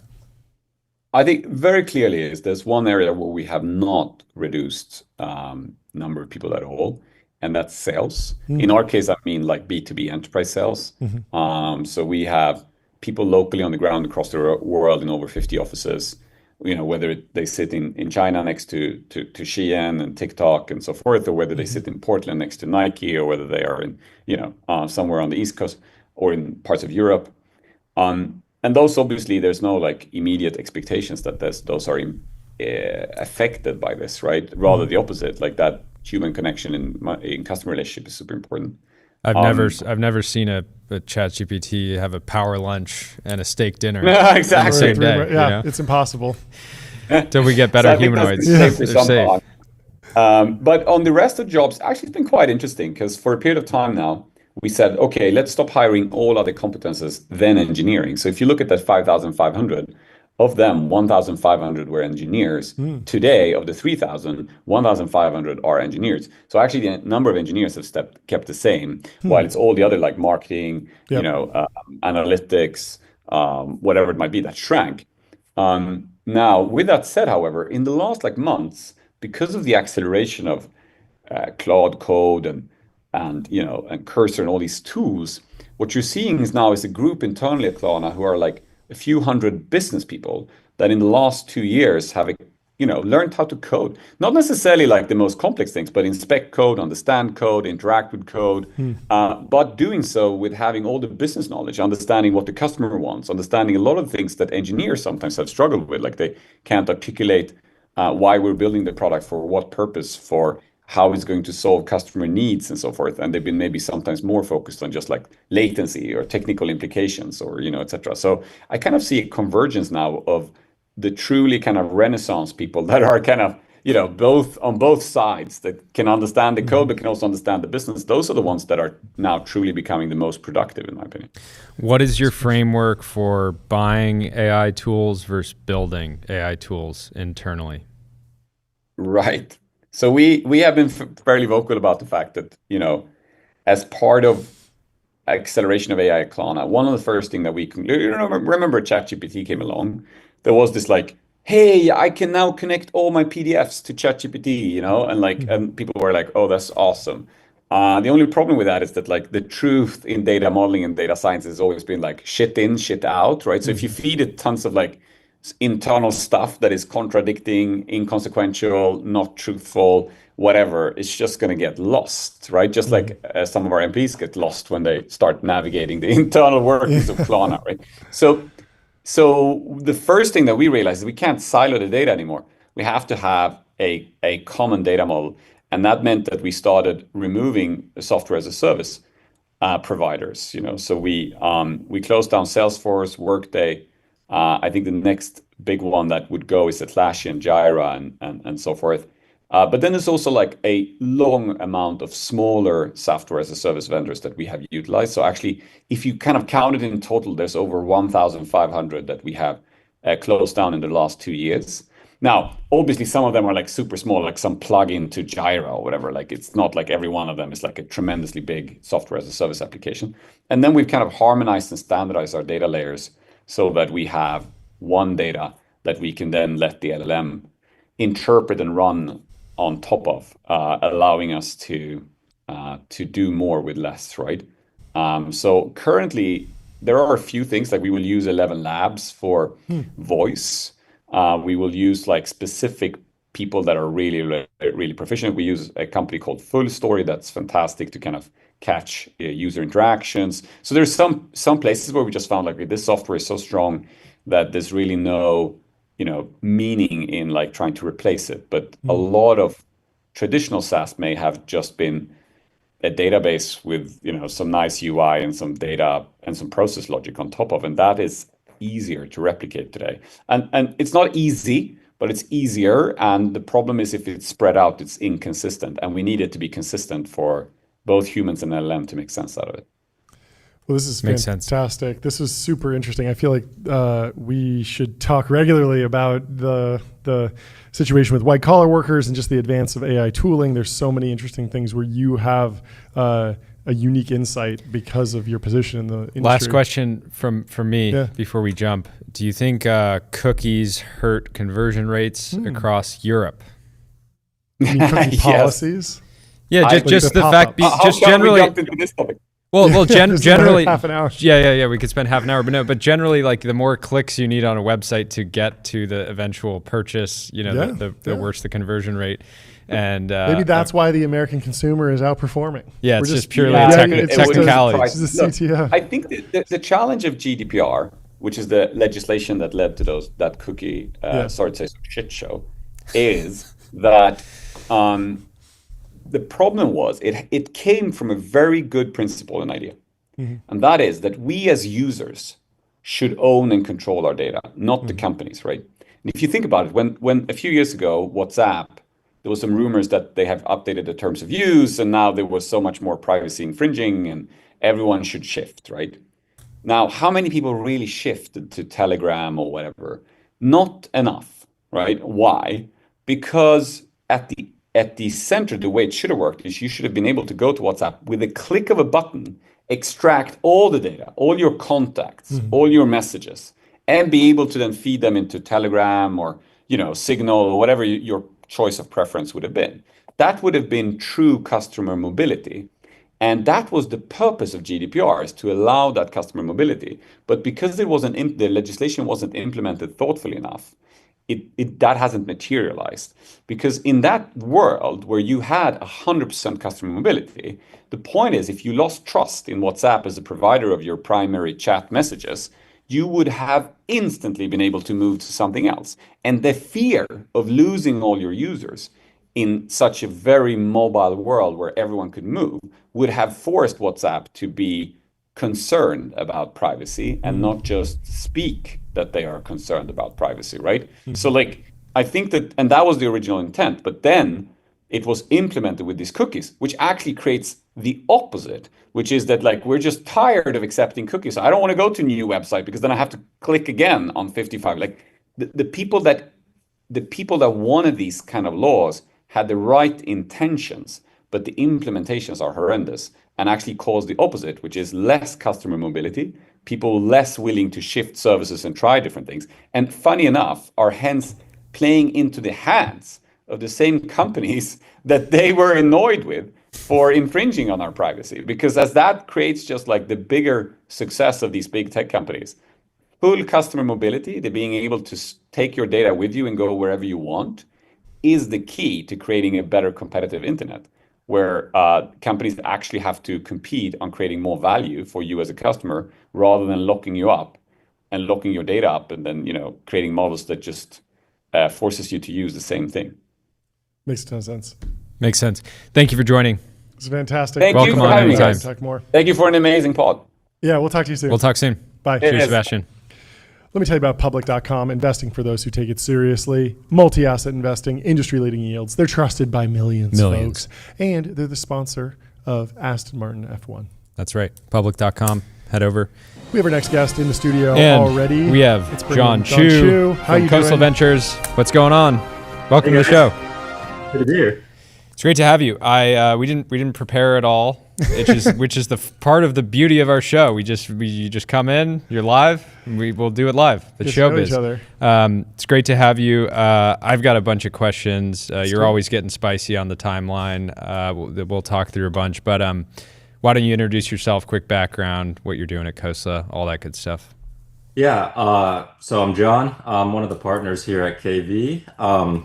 I do a lot of technical things. So basically anything I've really written code on in the past. So data infrastructure, dev tools, lot of AI stuff from foundation models in the app layer if I really understand what it does, right? Yeah. Awesome. Let's get right into it. What did you read? What are you reading into the news around DG potentially going to Meta and all that? Was that a surprise to you? What can you talk about there? Yeah, so it was a big surprise. I actually say like the funny thought that came to mind when I first heard the rumor was like, should I be buying Meta options? Because does that mean like Zuck got Ilya, right? And then that gets announced and Meta just jumps. Yeah. Um, but like, look, it's it's pretty obvious what's going on here is that there's a giant market in AI, right? OpenAI kind of proves that. The pie is huge, and Zuck has a shot on goal, and Zuck is not someone that likes to lose shots on goals. So if he has to pay up to get the best talent that he thinks that can actually compete, he doesn't even have to win. You don't have to beat OpenAI, you just have to be number two. If he can get there, billions of dollars is worth it, right? So like all of this makes sense when you think of it through the lens of like Facebook is a giant company, $1 billion, $5 billion. That's a drop in the bucket if you take on this new market that ends up dominating. Yeah. What do you? And yeah, the last thing he wants to be is like Microsoft that miss phones. Yeah. What do you think about the phone story? At one point, Facebook was working on a phone, and maybe the lesson that Zuck learned is that he should have put more resources into that instead of not try to do it at all. I'm wondering because there's all these different stories. VR, he's investing way ahead of adoption. Reels, he was a little bit behind, but wound up rolling out a product that I believe produces tons of profit. And so it was totally worth investing in and taking the shot at building out all those data centers to do the recommendation algorithms. So yeah, I mean, what other examples do you think we should be pulling from the Meta history, or do you think that might be relevant here? Well, I mean, there's basically two things to know about Meta, right?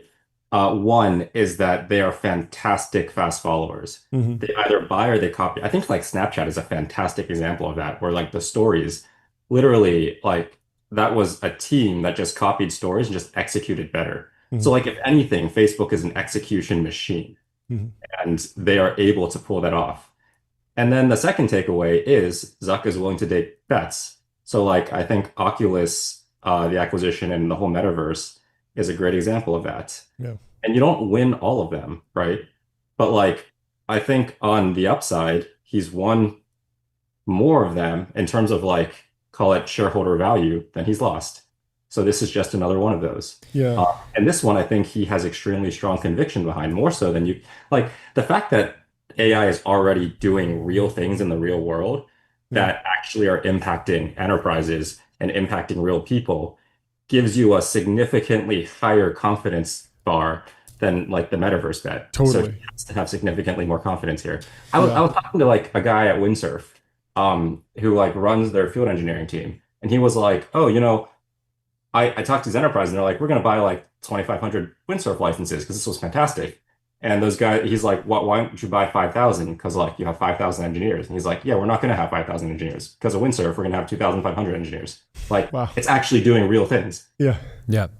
How can Meta benefit broadly from AI, not in the just found in the foundation model game or image generation or things like that? We've talked about just getting slightly better at AI across the entire organization can have tremendous benefits on just improving delivery of ads and these sort of like basic things. You were working on ML at Facebook back in the day, so I'm sure you have some strong insights. Well, so I think like there's a few layers here. If you start from the product level, the obvious is that there's new products that are going to be built, right? There's the whole like Jony Ive and Sam Altman. OpenAI thing, right? And that's some kind of hardware thing, we're all guessing. That's probably a new product. And if you just take the lens of like, if this technology in 5 years gets significantly better, I have a bunch of hardware products inside of Meta. I can add more. I have a great research team that knows how to build great hardware. I know how to handle the supply chain. What can I build? There's like random upside there in products, right? If you go back to the current Facebook suite, there's Meta AI is like already doing a lot of this, but you have chat apps, you have Messenger, you have WhatsApp, right? Like you can already do chatting in there. You have a great Llama model. If you have ChatGPT in there, you can just pull them into conversations and already add value. That increases engagement, that increases ads views, right? That's automatic money there. Um, and then if you go back to the where I worked, like in ads models, you're seeing less of it with generative AI today, mainly because everything is doing attention on sequences and ads, like ranking models are a little bit different, but people are already applying research to different layers of the ads models. And like if you have a 1% uptick in ad score, that's like $1 billion. Actually, it's like a percentage increase in revenue. So like Yeah. $1 billion today, in the future, 1% is going to be like $10 billion, right? If Facebook Yeah. goes 10x. Um, and there's some really interesting research there. Like I have a Portco that I invested in, actually was a distinguished edge at Facebook or at Meta. And like he's kind of got some technology that's a foundation model for ranking, where you really just don't need any feature engineering. And I saw another company this morning, which is the same. That's like that rips out giant pieces of infrastructure, has like automatic increase in ad score ranking, and you can like fire all your ML engineers. You probably don't want to do that, but like you can fire most of the ML engineers at Facebook. Like that's gigantic, right? That kind of stuff is going to happen. I mean, the time scale is a question, but it's going to happen over time. Do you think that the UI paradigm around AI's interface with social networking is defined enough? I'm thinking of the example of Snapchat and Instagram stories. It was very clear that Evan Spiegel at Snapchat did enough of the experimentation to define how vertical disappearing video and images would be distributed on social networks. And then Facebook was able to adapt that and adopt that and bake it into Instagram. When I think of what big tech companies, which of the Mag 7 is most closely cheating off of ChatGPT's homework, it feels like it's Gemini, and the Gemini app feels much more directly competitive to the ChatGPT app. I would be surprised if Facebook or Meta or Instagram tries to stuff an entire ChatGPT experience into the fifth panel on the hamburger menu. So I'm wondering, like, is the story of Meta's AI rollout really just about ad optimization, or are we actually going to see it instantiated in different UI and like interaction paradigms? You're going to see it everywhere. Okay. Like ads is just an obvious place you got to win, right? Yeah. But like you're going to see it. Actually, someone might stick it in a tab somewhere. If I know anything about Facebook, having been there, like if the number goes up and to the right, they'll do it. So like, yes, like that might happen. But like I said, inside of Messenger and WhatsApp, I think there's going to be lots and lots of usage there. Yeah. And if you think about it, like people ask this question, I was actually a little confused at first. They're like, why did you pay 15 billion for what it sounds like just Alex Wong, right? Like that's one guy. And then you think about it for a bit and you're like, okay, well, what makes OpenAI OpenAI? Like, yes, there's great tech, but Sam actually runs that thing and Sam makes it successful. And then like, if you ask anyone and why, even Paul Graham is like, okay, if you had to pick someone again, that's like a top founder inside the YC network, that's not Sam, who would you pick? Even Paul Graham says Alex. So like, if you're looking at products inside of Facebook or even outside of Facebook, like pick the guy, right? Yep. Yeah, I mean, it feels like a really, really strong, like total reset of Meta's AI strategy. Bring in 3 absolute hitters and turn them loose on whatever the next phase is. Jan LeCun was there for kind of the research like journey and the research part of the AI story. Now we're in the application story, and so go get the managers, right? How much should people read into, again, this is all alleged. I don't think it's been confirmed that TG is joining Meta yet, but rumored. How much should people be reading into, the CEO of SSI leaving to work at Meta and using that to inform their general timelines, right? If we were on the cusp of developing super intelligence in 2 years, maybe you wouldn't leave billions of dollars on the table at a company that had the potential of cracking that. Even getting $1 billion ish liquid at Meta, it's great, but still, I think it's hard not to read into the move if it happens.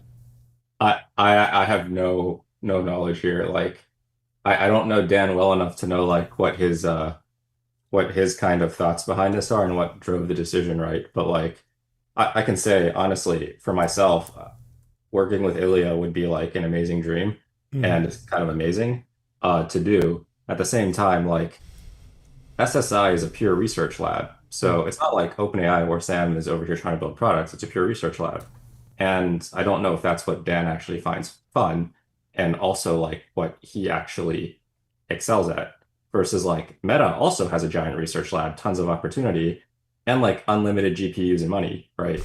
So like and distribution to scale products and get extremely data rapidly. and get Yeah. data to feed them Yeah. back into the models. Yeah, it's huge. Yeah, this is wait, the funny you- thing about yeah, yeah. Facebook. Like distribution, everyone underweights that. Totally. All these PMs that come out of Facebook and pitch me, the thing they always miss is like, no, distribution is not trivial. It was trivial for you at Facebook, but it's like not trivial for the real world. Yeah, yeah. Oh, you got a billion people to click on your new button. It's like that'll be a lot harder when you're starting from zero. Do you think? I want Do to you talk think? about Apple. Yeah, but I was going to say. Do you think Apple will make a big bet here? There were conversations reporting over. You're the talking weekend. about Tim Cook going to Meta to get a pay bump Yeah. because he's barely scraping by at Apple. He's making 75 under million, 75. under 75 a year. He could probably double that if he went over to Meta. Yeah, something there. But- No, but do you expect Apple to make a big bet here? There was rumors over the weekend of reporting that they had spoken to Perplexity and Thinking Machines. Do you think that they're willing to make a big investment? Siri over 10 years ago was 200 million. That's like an AI seed round for ants these days. So I'm curious. Man, seed rounds are so expensive. You're like, don't remind me. Dude, I've been priced out of almost every round in AI research I've tried to do this year. There have been a few exceptions, but like, it's not like I'm priced out by a small amount. It's like 2x my price or whatnot. How are you even underwriting an AI research bet these days? Are you pulling out a spreadsheet and building the market size, or is it just like based on the vibe of this founder, I'd pay 50, but the price came back at 100? Like, I get in a how do you underwrite DeLorean these and go to the future, and then I figure out if it's actually going to work. Yep. Yeah, That's no, good. it's basically you got to underwrite the team and then the opportunity size. Sure. Right. That's really all you can do. Yeah. I mean, that's basically what we did when we did Sakana. Yeah, I was going to ask about Sakana, the Japanese language model. Very cool company. But that, like today, it's even worse. Is like that's really all you can do. Yeah. And then part of it's like if the price is just not there given the confidence interval, then like you got to step back. Right. Yeah. At the same time, I mean, the SSI deal, the Scale AI deal, like it feels like it's potentially easier than ever to get taken care of as an investor. Even if you overpaid and did a seed at 300, like the Mag 7 has money to spend on multi-billion-dollar acquisitions. Like a lot of these crazy looking deals might get rolled up, but I don't know how many of these there will be. Like you have to be backing a founder like an Alex Wong or like a Nat and Dan to even have that on the table. Yeah, if you back a generational entrepreneur, you'll have a little bit of a safety net, but they have to be. I mean, it's funny. We don't typically underwrite to acquisitions, right? We only underwrite to can this company IPO, and I think most investors do that. If you think about it too, there's like 7 of the Mag 7, so like the shots on goal is like not really an investment. You're going to put like 200 mil post on, right? Yeah. That being said, like I made this. It was a half joke when we were looking at one of these hot rounds in the seed round. I was like, you know what we should do? Like we should just invest now and then sell at the next round. It'd be like the best IR on the planet. And Vinod like looks at me dead, and it's a part of me. He looks at me dead, and he's just like, "You'd be a great hedge fund manager. We don't do that here." Yeah, that's great. I think it's a good strategy for angels, to be honest. Yeah, Angels totally. are the only, the check sizes are lower. You can get a quick out. 10x and sell in 3 months. Would you rather have what a are your $4 billion updated SPAC or a $14 billion acquihire on your ROI? Yeah. SPACs again too. I got pitched a SPAC recently. Oh, really? Wait, why are they pitching you a SPAC? They're like, hey, got any portcos? And then he wanted us in the pipe, and I was like, wow, they're SPACs now. They're coming back. Wow. What's your updated thinking on memory as a lock-in and a moat for different model and providers and app layer companies? You had been it sounds like you've been pitched by a bunch of like Plaid for memory type companies. You've been posting about this. What's your kind of framework there? I still don't have a clear view, to be honest. I think it is a moat. So you look at all of the model providers, they need different ways to keep their customers coming back to them versus going to other model providers. And memory is one way to do it. If you have enough history on the person, you can tailor recommendations, tailor responses, et cetera, right? You've seen this play isn't like the first time someone's done this. Like, I think the best example of a data mode is effectively Google and search. It's literally like, oh, I get so much search data that I can do better ads and make a better product. And then like no one on the planet can get more search data than me because I am the best. You all come to me and you give me more data, right? So it's kind of the same play. At the same time, like I see why users want this memory thing of like, oh, I can like shift memory from OpenAI over to like Anthropic. But then like I have the same question of like, well, why would OpenAI let you do that? Like, why is Google going to let you take their data and give it to like Bing, right? It's just like not going to happen. So Yeah. I still don't see what the outside function is where like an Anthropic or an OpenAI would be game for that. Yeah. That makes Yes, sense. I mean, that seems like the entire dynamic is that it's a good idea, but customers won't demand it. It's the same. It's the same dynamic as, should I be able to? We were having this discussion back in like 2010 about like Google's walled garden. Like, can I export all my Google data or all my Facebook data and just give it to Google to get better ads? Like that potentially, but no one's demanding that from the customer side, and so it'll never happen from the B2B side. Yeah, are you worried in general about, there's been a bunch of different app layer companies that are kind of B2B players that are building products that ultimately will just potentially be built into things like the Google suite, right? And happen where you can get sort of these sort of fast revenue ramps, something like a Calendly, but then ultimately just get added as a functionality to core Google Workspace or Teams functionality? Yeah, so this is kind of funny. This is like one of those questions that keeps coming up is like it started with like GPT wrappers where it's like, oh, my startup is going to die. And now it's like, all right, what's inside the space of these model companies? And the answer is like, you need some story for defensibility. And I actually don't understand why this is so hard for people to grok because like this has been the history of technology forever is like, yes, there's tech. Tech eventually gets eroded. Like what stays along that gives you defensibility? Is it like community? Is it some kind of open source thing? Is it like workflow lock-in? There's like these moats that have existed forever that everyone knows about. And for some reason, because the word AI is here, like entrepreneurs and VCs just like forget about the existing moats. They're like, yeah, this is like something different and new. And it's like, no, it's not. It's just like technology like before, right? So that's really the story is like, yes, things will get eaten. And like, yes, I've seen plenty of companies get killed that are shallow GPT wrappers. And I'm seeing some actually deep, like technical moats getting overrun by OpenAI and Anthropic. And you just need the story on like, okay, how do I get to something defensible? And can I get there in time? What do you think about these new generation of startups? Some of them are in AI where it seems like the efforts of the team are like 90% marketing, and they're really, really good at getting a ton of attention, and they're being very noisy. And Gary Tan was kind of framing it as like maybe they're trying to win in distribution and then kind of hold on to the attention until the AI models pick up. It feels like it's almost like a necessary evil of the current market and how fast things move that if you want to accelerate revenue and kind of live up to the standards of the day, you have to be very, very noisy online. But do you see it as like a counter signal, or do you think that there's something that where maybe this is around to stay? It's not necessarily a counter signal. Like it's the same as like when we pick companies, if you're too early, you're wrong, right?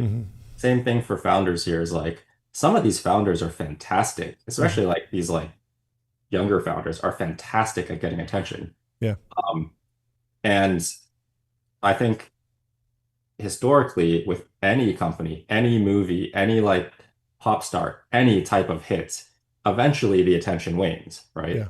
So really it's a timing thing of like, I need the attention to translate into customers. And if my product's not there, I'm going to see churn. Yeah. So how long can I capture attention? Does that overlap with where my product actually doesn't have churn? And if I have enough timeline in the middle and I timed it right, then I win. Yep. And if I don't, then I lose, right? Yep. It's like pretty much that simple. It's like, it's simple to say. It's not an easy game to play, but if you play it correctly, you have a giant company.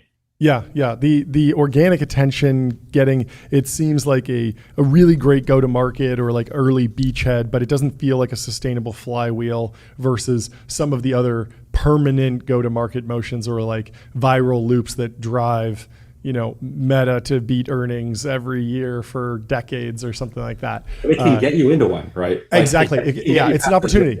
Yeah, it gets you the shot on goal. Whereas a lot of entrepreneurs that are maybe those PMs that say I'm going to get distribution, and they just put out a press release, and they're like, where did all the customers go? I don't have any clicks on my button. So yeah, it is kind of a necessary thing.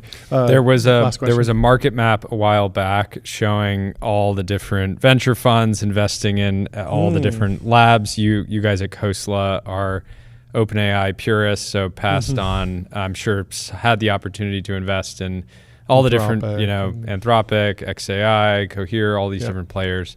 Talk about kind of that. Was that always an intentional decision? Is it let's stick to venture's roots and have our bet, or was it sort of a lucky ability to just be in the breakout winner that's the lab and the consumer app?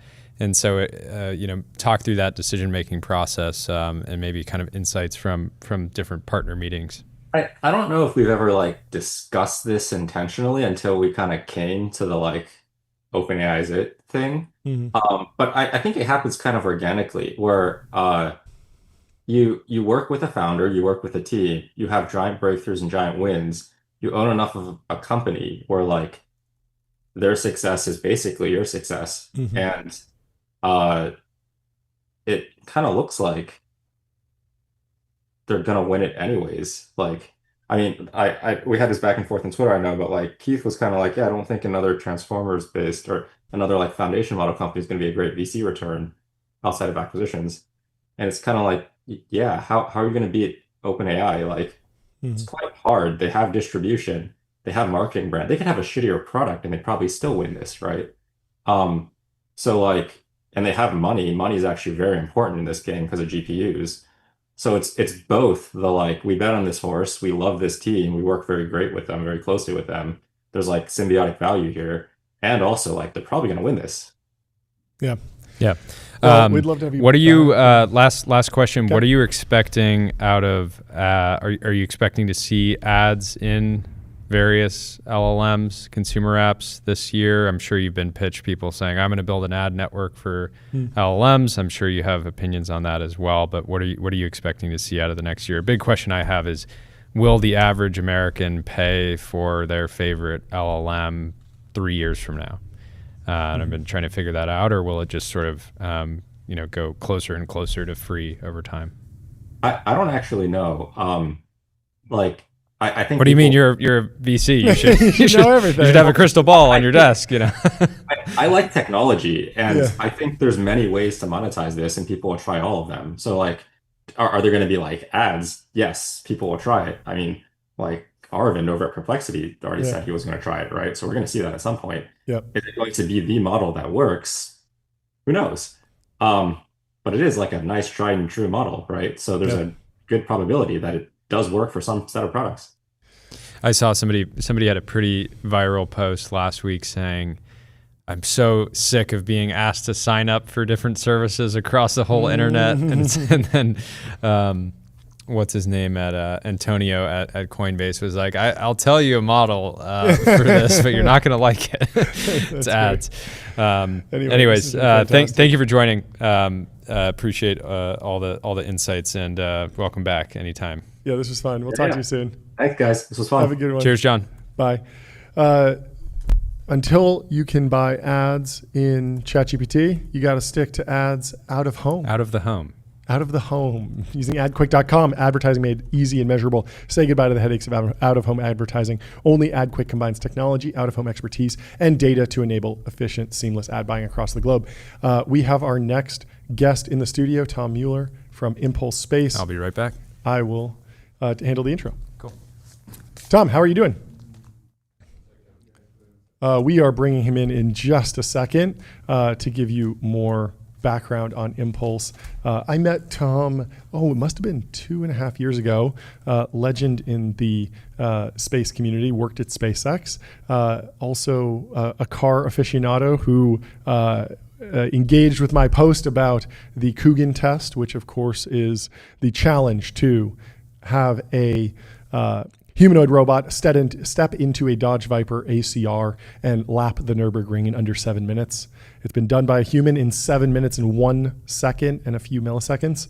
It's an extremely difficult challenge requiring physical endurance of the G-forces, but also a bunch of dexterity and obviously image processing. And I was talking to a bunch of AI folks about how long it will be until humanoids are actually at that level where they could do something like that. And it took, I think the consensus was around 2045, something like that. Anyway, Tom, great to meet you. I don't think it'll take that long, will it? How long do you think it'll take? This is a great question. I don't, when you take fear out. Yeah, maybe that's a big one. I don't know. You've done a lot more laps than I have, so please. Don't they have, what do you think? Haven't they already shown that fighter aircraft can beat a human in dogfights? So yes. So the difference there is that I'm adding the challenge of the Dodge Viper ACR must be stock. And so the humanoid must operate 3 pedals and the stick shift and the steering wheel. And that's a lot more challenging than just plugging into the steering column and, controlling it like you do in a Tesla or Waymo. And so I think that adds a wrinkle, but I don't know, 2045, 2035, it's clearly going to happen. But that's a good way to say that you're bullish about humanoid robotics. Yeah. Do you anticipate that humanoid robotics will have an impact on your business in the next decade in terms of maybe manufacturing or something even more narrow scope? Certainly manufacturing. Sure. I think for manufacturing, robotics are developing fast. But I think I think humans should explore space, but it's really expensive and dangerous to put humans in space. Sure. So if you really want to use the economies of space, I think it's going to take a lot of robotics. So I'm bullish about robotics. We got to put a Nürburgring on Mars. And then Or ship a the dirt bike Viper track on the up there. moon, which I'm all about. Yeah, I would love a Let's track on use the moon. taxpayer dollars to put a racetrack on the Mars. moon. I would love that. Anyway, sorry, we jumped straight into it. Would you mind kicking us off with an introduction for both of you and a little bit about the company? Yeah, sure. Yeah, I'm Tom Mueller. I'm the CEO and founder of Impulse Space. I was one of the founding members of SpaceX, where I led the development of the propulsion systems for Falcon 9 and Dragon, and a little bit into Starship. And left there in 2020 and started Impulse in 2021. And we have our 4-year anniversary here coming up next month. Congratulations. That's great to hear. That's amazing. And it's been doing great. And Eric, would you mind introducing yourself? Yeah, sure. Hey, I'm Eric Romo. I'm the president of the company. I've been with the company for the last 2 years. I've known Tom for a better part of, Tom, 22 years, I want to say now, 23. So I was an early propulsion engineer at SpaceX in the very early days, and then went and did a bunch of non-space, non-propulsion stuff for a long time, and found my way back to Tom a couple of years ago. Amazing. Yeah. As I describe it in kind of layman's terms, or in terms even a venture capitalist could understand, you can get to LEO pretty easily, but you need Impulse to get to higher orbits. Is that still kind of the bread and butter of the business? Am I describing it even remotely accurately? Yeah. At SpaceX, I think we really made LEO very accessible, lowered the cost, made it, you get, flights going there, every other day. So I want to do the same for everything beyond LEO. So make it much easier to get to high energy orbits, to get to the moon, to get to Mars, to get to outer planets, anywhere in space. Let's make it much easier, much more affordable, and really start the true space age. Yeah. When you were at SpaceX, did you have an idea of how valuable LEO would be? I think a lot of folks, Starlink took them by surprise, basically, in terms of not just how awesome that service is if you've been on a plane and used it, but also the business that was to be built there. Did that take you by surprise? And then is there something that you can use as a concrete example of what is exciting about the higher orbits? Well, yeah. I'm old enough to remember the first time we tried to do LEO constellations, back in the late 90s, and actually worked with some companies that tried to do it, and it wasn't the right time. Technology has improved a lot, especially low cost launch, better bandwidth, easier to manufacture spacecraft, all the things. So I kind of realized it was the right time when it was, when SpaceX first started talking about it, it really clicked. I'm like, yeah, we need to do this. Yeah. And so in terms of the higher orbits, obviously going to the moon is very concrete. Are there specific, obvious business cases or anything that would be, inspiring or immediately relevant that somebody would? Geostationary orbit is still probably the most important orbit because it's the 24-hour orbit over the equator. So you just point your dish at that and it's always there in the sky, or your antenna, or you can cover the whole Earth with 3 satellites. Wow! So making access much more affordable to that, I think, is a huge help. Yeah. But then I've always said I'm really all about a lunar economy starting and even mining asteroids and things like that. So those are things I'm most excited about. Question, I'm sure you guys have gotten asked in every single pitch meeting, so I'll ask it. Why do you think this is on SpaceX's roadmap? Are you guys partnered with them already? Do you expect them to want to prioritize this in the future, or what does that kind of partnership or competitive dynamic look like? Why don't you cover that one, Eric? Yeah, I mean, they're pretty busy, right? And so this is the equivalent of the Silicon Valley startup question of like, why doesn't Google just do that or Facebook just do that, or right? They could do anything, all right? They're technically an amazing company that's shown they can execute on pretty much anything they sink their teeth into. I think the question is, will they? And where would this be on the priority stack? So, one of our products, Helios, is really good at getting large payloads to high-energy orbits like medium Earth orbit and geostationary orbit. SpaceX can certainly do that with a Falcon Heavy, but they've been super vocal about the fact that they would prefer not to. And there's operational reasons for that and cost reasons for that. But so this is a space where we think that we can actually help them and other launch providers get to a thing that they're to some degree ignoring right now.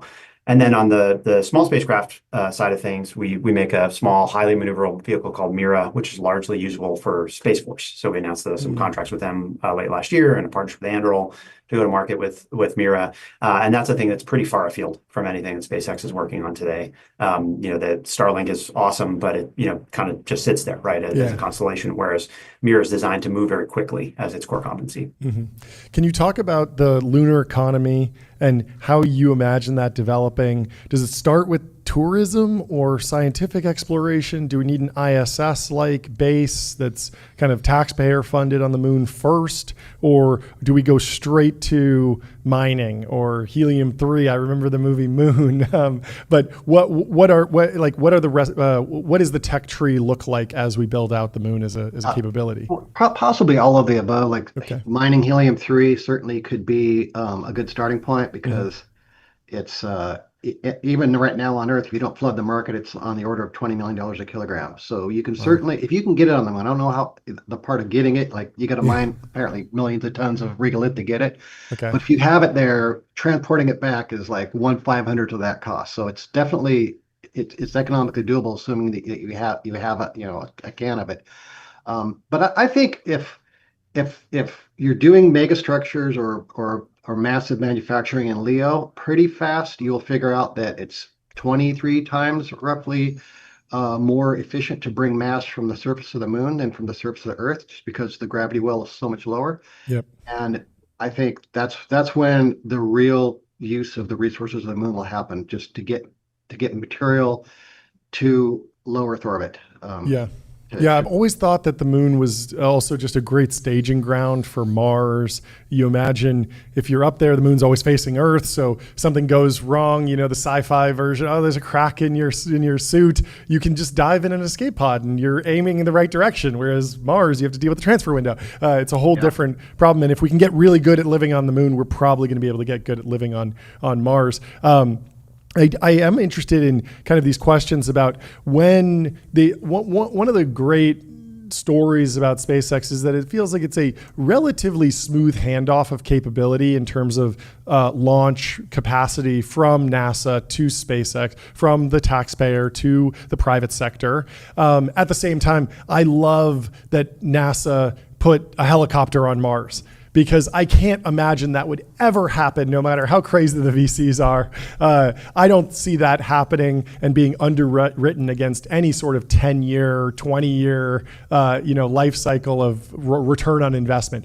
And so my question for you is like, what type of space projects should we be pushing into the NASA world, the government funded world, even the nonprofit world, versus what is commercializable today? And do you see both as important going forward, that we kind of have this, taxpayer funded R&D, the really fringe scientific experiments, and then we commercialize things when they're ready? Well, I think two things really that I'd like to see from NASA mainly is answering the big science questions, like, is there other life out there? And also let's explore what's out there. Like, I just posted a picture this morning from the new Vera Rubin observatory. Amazing, just amazing stuff. They should continue to do things like that. But I think as far as they should develop technology that takes a lot of money to develop, that maybe commercial companies aren't going to invest in now. Like, I think the next thing, Jared Isaacman was talking about is NEP. And I'm always touting that too as the next step in propulsion. So rather than build a giant rocket that competes against people that already build giant rockets, why don't they go develop the next thing? The next technology. I think that's probably the best use of taxpayer money through NASA, is to advance science. How do you think about?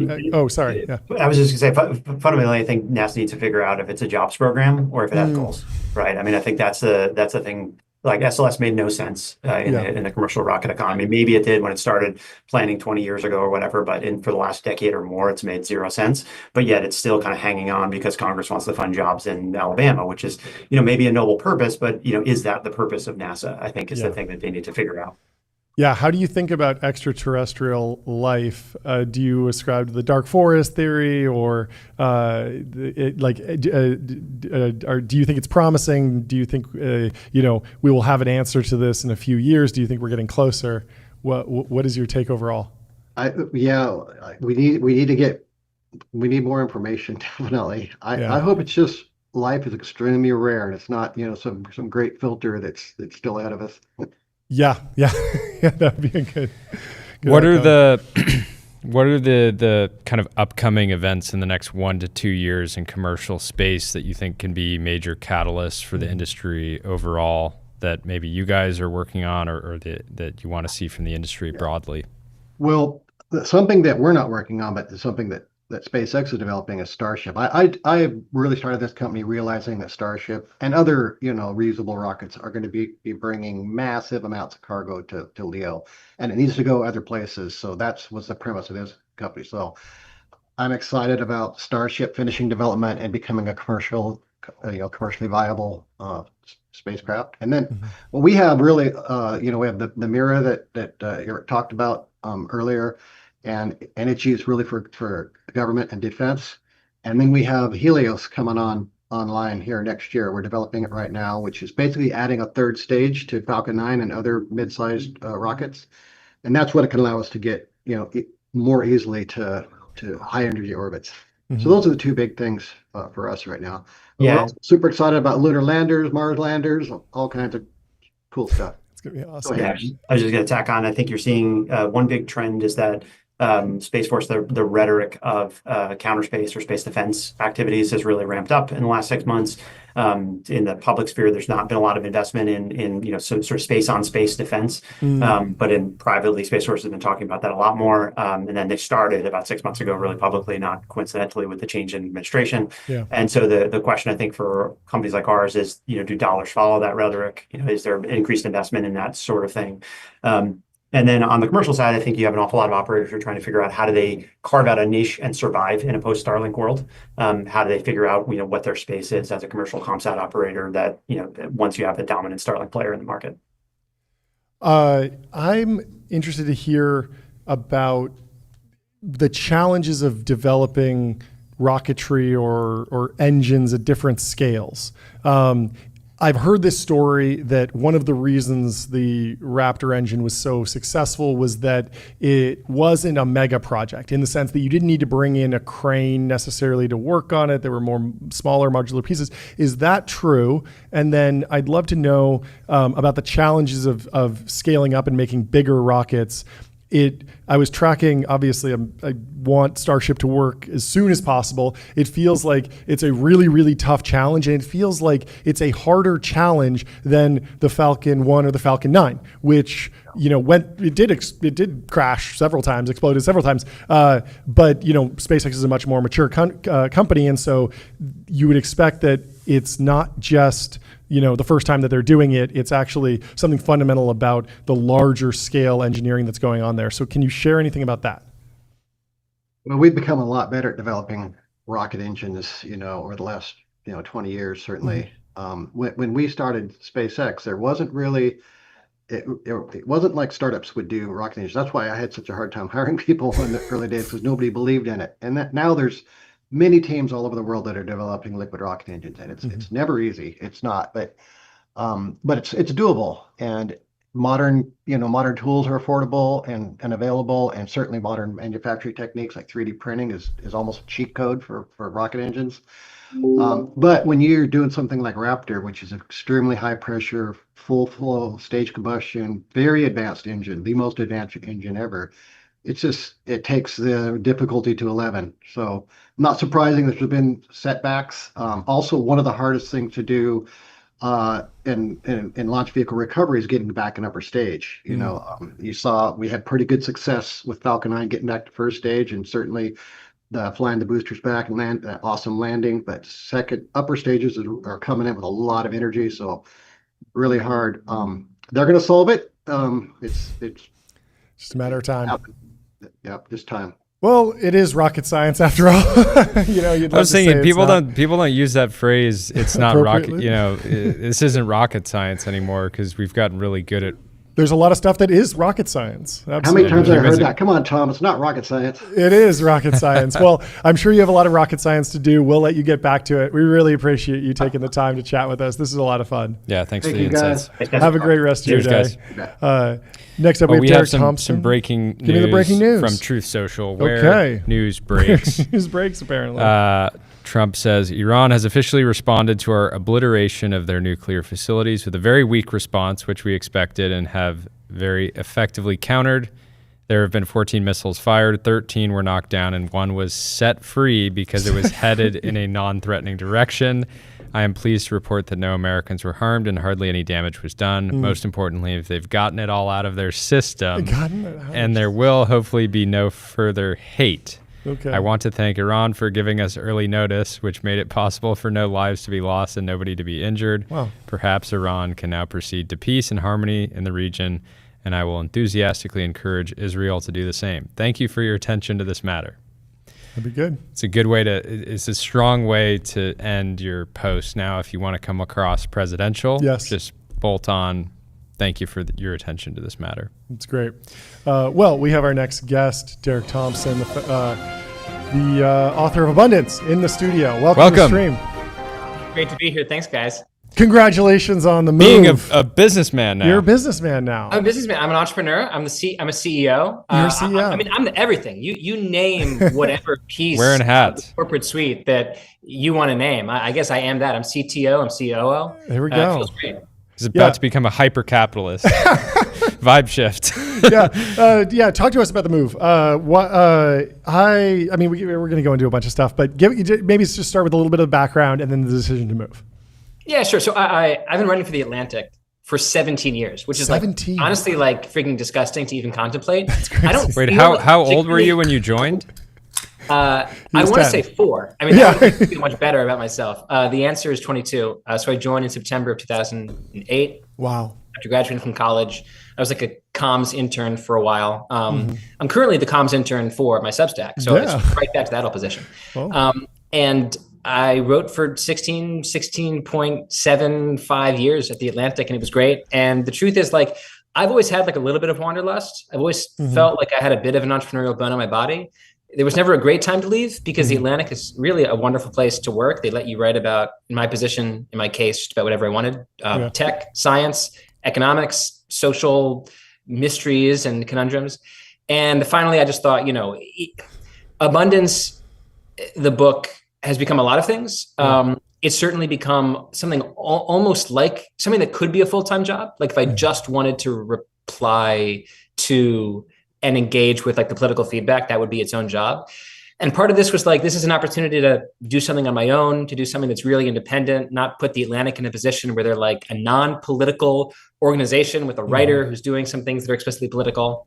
But also like, I just kind of wanted to know, and this is what I said, I think in my original essay, maybe you guys felt like this when you started this, this show, like, what does my mind feel like when I wake up in the morning with a new job, a new task for it, right? Like you work at maybe like a VC, right? Or you work at maybe a private equity firm, and like you wake up and like, how do you process the world? You process the world the way it's most remunerative to you at that private equity firm or at that VC.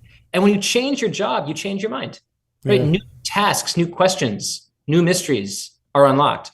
And I wanted to do that for myself. I wanted to like wake up with a new set of questions. And so that's what I'm doing right now. Was there a price that could have kept you at the Atlantic? Many people say everyone has a price, but it feels like legacy media is not set up to retain superstars. And I imagine... No, look, the Atlantic paid me well. And the book paid me well. I'm really lucky from that standpoint.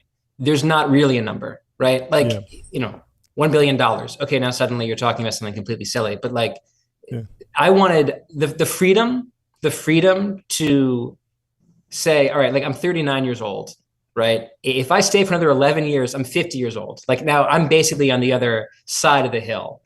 At some point you want to like be in your sort of, in your electric prime, and be like, what is my mind like? What is my life like when I give myself an entirely new task of starting my own company, of thinking about the world from the perspective of I'm writing for myself, not writing for this august institution. So no, I don't think there was a number. And I also think it's important to say like the Atlantic is one of these places that as much as independent media is growing, and obviously I think that's great, there are a couple empires that are growing too. The Times is growing like crazy. The Atlantic is hiring like crazy. They pay their writers overall, I think, quite well. So this was not really about money at all. This was about being in a fortunate position to take a risk that had nothing to do with money.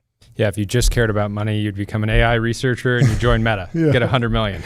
Well, we got to pitch him on private equity because he sounds like he doesn't want to be a private equity guy, but I think the scale to Substack, start acquiring, rolling up other independent journalism. Could happen. I do want to talk about advice from Ezra about this. Obviously, you wrote the book with him. He's been at the New York Times. He's started his own thing. What was his advice to you as you kind of stepped out in this next era? That's an interesting question. No one's asked me that question before. So I told Ezra 3 days before the book came out. We had just done, here, I'll set the scene for you. We had just done Fareed Zakaria's show, and it was one of the first interviews that we did together. And we were in the hut. You guys are based in San Francisco? We're in LA. Hollywood. You're in LA. Okay, cool. So in New York, Hudson Yards is that like enormous like skyscraper mall, right? And we go like get some food, we get some lunch, and we sit down, and I say, hey, by the way, just so you know, I'm starting to think a little bit about doing something independent. This was before Abundance became what it was. This was before a single book had been officially sold. I said, I kind of think I want to do something on my own. And he said, why? Like the Atlantic's a wonderful perch. And I honestly told him what I told you. I was like the job of like being a content creator, right? It's a weird and wonderful job. Your job is to wake up in the morning and think, what do other people want from me that lives in here that I can put out here and give to them? It's a really weird and wonderful job. And I feel like that work requires a certain amount of churn and experimentation. If you're stuck somewhere, and I didn't feel stuck at the Atlantic, but I was there for 17 years. If you're in one place for 17 years, there's a certain amount of experimentation that you're essentially choosing to block yourself out of, right? And so I told him, like, I really wanted to experience, like, what different kinds of questions, what different kinds of writing styles and podcasting styles, maybe eventually, like, video podcasting styles would eventually be unlocked by going independent. I think that's a lot of the appeal of Substack for people in a certain place, or Beehive or some of these other places. Patreon is really getting into the game here as well. It's this opportunity to be like, all right, what does it feel like to be a content creator for myself? I'm not answering to anybody else, and I'm taking on all of the responsibility and the stress that comes with, being my own boss. I feel like that's an experiment that more people should run on themselves.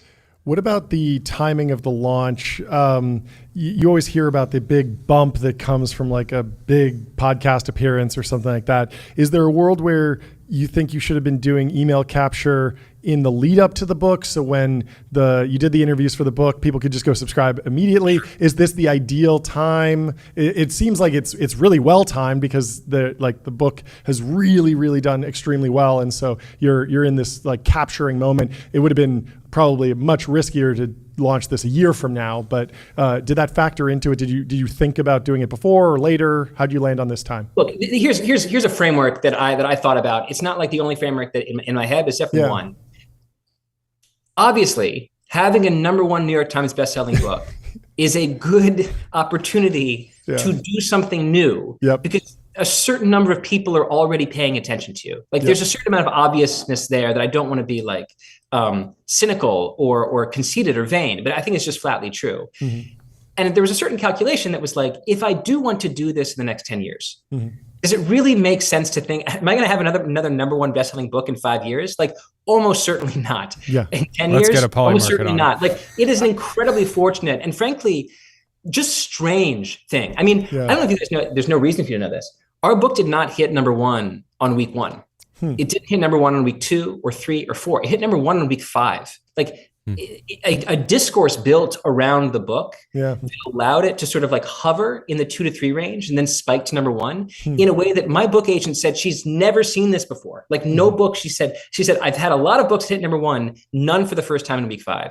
So it was a really really maybe unique experience in terms of the way that it hit the discourse. Was that a directly popularity of the Democratic was that a Party. product of like the podcast appearance strategy? I saw Ezra going and you, both of you guys going on like a really wide swath of podcasts and bringing the message to places. And I think a lot of authors, when they launch, they think like, I'm going to do like 5 big things on week 1 and then like, I'm done. But it felt like you were kind of taking the message to all these different pockets of the internet and really capitalizing over a long time. And it didn't feel like it was necessarily like, okay, you got 50% of the audience in week 1 and then 10% and then 10% and then 10%. It felt more like you're having different frames on the same conversation again and again and actually building that momentum.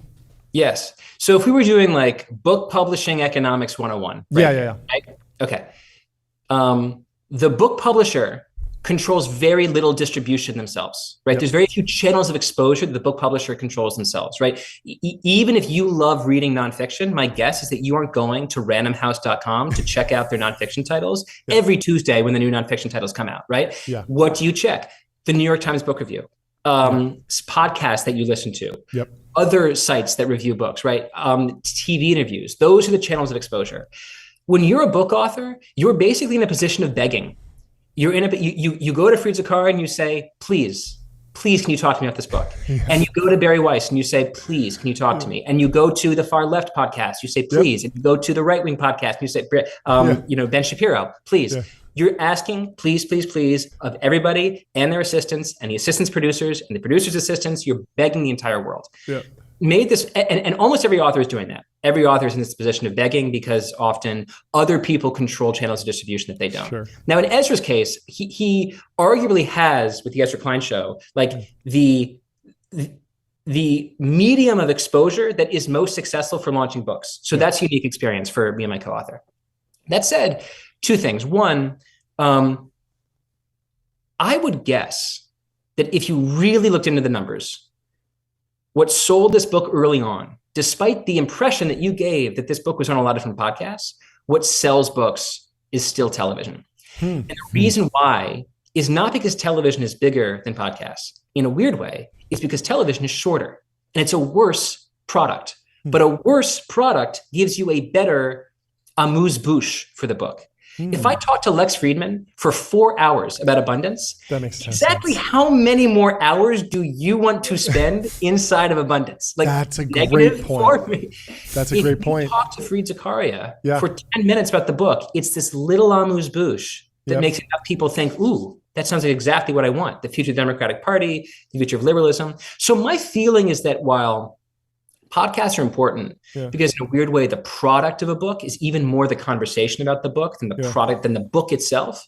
The best way to sell a book, weirdly, even in this like podcast heavy moment, is still television. That's my unempirical, vibey bet right now. That's fascinating. Yeah, I love that. Yeah, I mean, I noticed that with, Ezra on his, I believe it's his own branded podcast channel, put out a 20-minute video essay outlining the thesis for the book. It also, that video did very well. I believe it went viral and got maybe millions of views. That feels like #1 bestseller on that week. But I think that happened on week 1, not on week 5, which is interesting. Which is weird. Yeah, I mean, so what happened was, John Green, the author of The Fault in Our Stars, who's become a nonfiction writer, wrote a book called Everything is Tuberculosis. And that book, I don't think I can share the inside numbers that I have. But he that smoked too. We did great week 1. We did great. That book kicked our ass. Like we weren't even close. Like I don't know if you guys are what kind of sports fans you guys are. Like that book was like the Miami Heat. Oh, no, sorry. That book was the Cleveland Cavaliers. We were the Miami Heat. Like every single game was a blowout. It destroyed it. So like we weren't even close. Number one in week 1. And that does go to show that with book selling, it's all about channels of exposure. And who's already a celebrity owns their channel of exposure. And so the book publisher, by giving them a lot of money, is essentially buying their channel of exposure, and that's partly what they're paying for. But the strategy, beyond strategy, there's this question of like how do you sell a book? Then there's also this question of like, I don't mean to get like weird existential, but like what's the job of a book? Like what's its job? And I think the job of a nonfiction book is to get people talking about it. Of course you want people to buy it, but like start your presidential run. Or start your presidential run. Honestly, but even you should do it the other way around, because the best way to get attention for yourself, like if you guys run for president as a ticket, you'll get a ton of media exposure. A ticket. We hadn't even thought about that. That's hilarious. Then people will buy our book. Totally free. It's totally free media, because all these people, the New York Times is like, they have to talk to you. Guys doing, and the Washington Post is like, what are these guys doing? Right? You get all this free media exposure. Then everyone knows your name. Then you go to a book publisher. Then they give you a lot of money, and then you have this platform that's been co-constructed by media organizations that were conspiring to build it, even though they didn't even mean to. So you should not write the book, then go for president. You should do it the other way around. But the product is the conversation. And so the reason to go on podcasts, the reason to go, on shows like this, is because like you want these ideas to get out in the ether. Like no one should write a book if they don't want to talk about it for 50,000 hours, because that is the experience of writing a book. You finish it, and then if you're lucky, you talk about it for the rest of your life. Okay, well, talking about things actually in the book, this has been fascinating so far. I've really enjoyed this, but one of the narratives that I keep coming back to is the story of California high-speed rail. I grew up in California. I have friends and family members who have worked on that project, actually. And I think for a lot of technologists and Californians, the comparison between SpaceX and the California high-speed rail story really draw a very clear conclusion in people's mind, which is that the private sector is more efficient than the public sector. And I'm wondering how you, do you think that narrative of, one was literally rocket science, but at the same time, we had put things up into space. It wasn't entirely a new capability. The other was a train, which, we've had trains for generations, and we tried to build a train, and we tried to build capability to get to low Earth orbit. One feels very successful, and the other feels like we didn't get anything out of it. And I think for a lot of people, the takeaway is, let's not have the government even try and do things. Let's let the private sector do as much as possible. And that trade-off between if there is an economic feedback or there is a profit motive or a payback, that will act as a better incentive to actually get the result that people want, which is transportation or the ability to get to space. How have you grappled with that anecdote specifically? I'm a liberal who believes in a large role for private sector innovation. There's no question that SpaceX is an extraordinary company that has done things for rocket technology, and especially for rocket efficiency, that no other company in the world has done, no other individual in the world has done. Yeah. How many people has it moved to space? A lot. How many? Like dozens? 1,000? Hundreds? I don't know. It's Do you just know the how many ISS. people are in California? This is our Iran million. population question. Yeah, this is our, 50, we're getting on. 50 million, right? Yeah, in California. To build infrastructure Yeah. that is a public good for 50 million people is a different challenge than building technology whose proof point requires several dozen. These are entirely different challenges. And that's why we need. Yeah, I would say like SpaceX has provided internet infrastructure the for billions satellites of kind of people. count as the people in this case, like because that's the benefit that people really want. The public benefit is that people in Iran right now can get access satellite the open internet.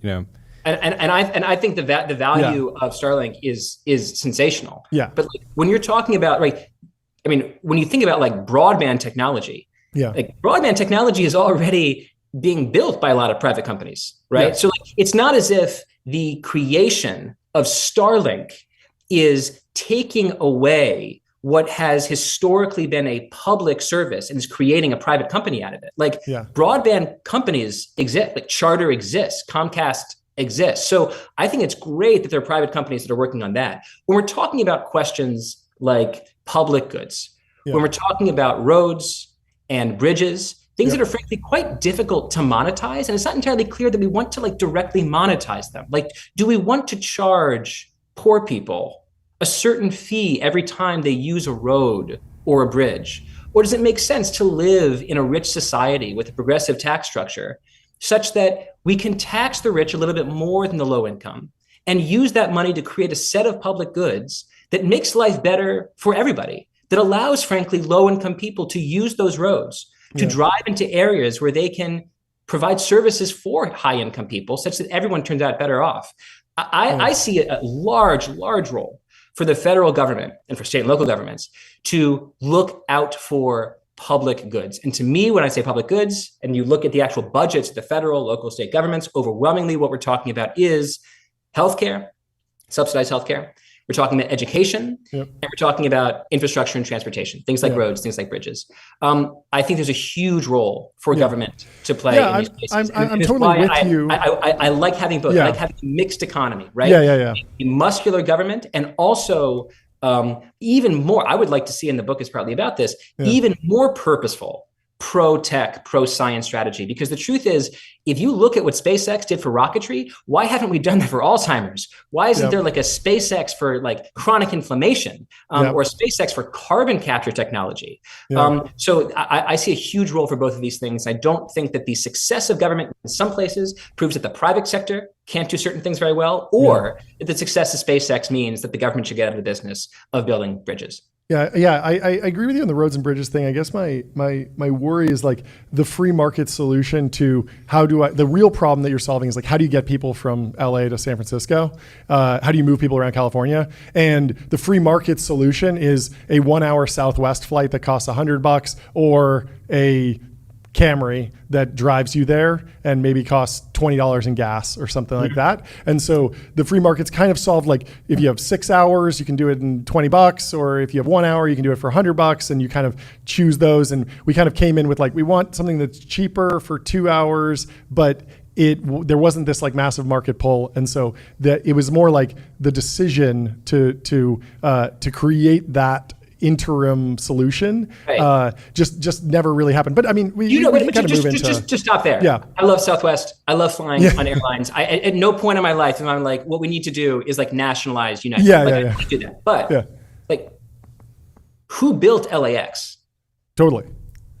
Right. Like you need public infrastructure or infrastructure that is partly publicly financed. In order to create a kind of platform technology, a platform for the private sector to succeed. And in the same way, if you look at the history of Elon Musk's companies, like what is the total number of government contracts and loan guarantees that SpaceX and Tesla have benefited from in order to become the companies that they are? I'm pretty sure it numbers in the billions, especially when you count all the NASA contracts. So I guess the question is like, should we... a huge opportunity for a public-private partnership to give it some of the outcomes that we're most proud of. With the California high-speed rail example, the question I guess is was it a mistake for the government to pick high-speed rail as an important project? Like, was it a misranking? Should have spent more money on roads or was it just the execution? I mean, billions of dollars were spent on a rail system. I mean, $33 billion were essentially tacitly approved by a bond that was voted on by the public. I think several million dollars were actually spent constructing rail that isn't connecting anything to anything right now. So clearly, if you were looking back, like the total number of man hours spent and dollars allocated on high-speed rail has not been worth it for people who live in California. I don't want that failure to indict the good that the public sector can do any more than I think you would say that the failure of one SpaceX launch proves that SpaceX is in fact totally overrated. Like, how much? Switching gears a little bit, how much are you digging into general research funding? We had Andrew Huberman on the show last week talking about his concerns around NIH. Tell me his concerns. Can you actually? I didn't see that. Can you summarize? So he had a long interview with Jay Bhattacharya, and essentially the proposal is to cut government funding to university labs and research and scientific research labs by something like 40%. And that's a pretty significant chunk. He was very worried about this. There are some unnecessary costs potentially that he highlighted, but in general, this is the research that cannot be underwritten by the private sector because it does not, if you're just doing research on how do we fall asleep, or like how does the brain work at a very abstract, or what is DNA? You can't patent DNA as soon as you discover it, and yet as soon as you've discovered it, boom, there's a huge massive boom in biotechnology, but it won't be captured by a single patent holder on the underlying. Well said. So that just feels like an area that you could really dig and dive into, in an area where it's okay to be kind of skeptical of this hyper-capitalist viewpoint, and venture-backed companies can solve everything when what I some like of the smartest people in the world that it's broad. It's a ton of funding of a whole bunch of different research areas. They all can't be underwritten by the private sector in any way, versus being very prescriptive. We need a train from here to here, and we are going to hire the people to build it. That feels like much harder for the government to get right. I agree with the way you guys are thinking about this, and maybe it means I agree with the way that Andrew's thinking about it as well. Cool. I think what's happening at the NIH right now under HHS is horrendous. I think if what you wanted to do was to reduce America's annual deficit by $18 billion, which is what we're cutting from NIH, you could either cut NIH, the fountain of scientific discovery for not just the US, but the entire world. You cut NIH by 40%, or you could cut the corporate income tax cut by 0.4%. Like, why not just like kind of reduce the size of the corporate income tax cut by a microscopic percent and still fund scientists to discover the basis of Alzheimer's and chronic inflammation and multiple sclerosis and pancreatic cancer? You said it really well. Knowledge can't be patented, period. Like, when the first scientists who looked inside the Gila monster's mouth discovered that there was a little hormone there that seemed to suppress its appetite and regulate its insulin, you can't patent a lizard's tongue. But our knowledge, our subsidized knowledge of the liquid on top of the lizard's tongue, gave us GLP-1 drugs, which now appear to be something like a miracle drug for everything. I mean, they don't just help people lose weight. They don't just help people reduce inflammation. They literally seem to, there's a study going on right now that they might reduce rates of Alzheimer's, because Alzheimer's might be caused in part by inflammation in the brain. And if GLP-1 drugs work by not only reducing obesity, but also reducing chronic inflammation, they might ironically or incidentally be a neurodegenerative drug that works through the gut-brain interface.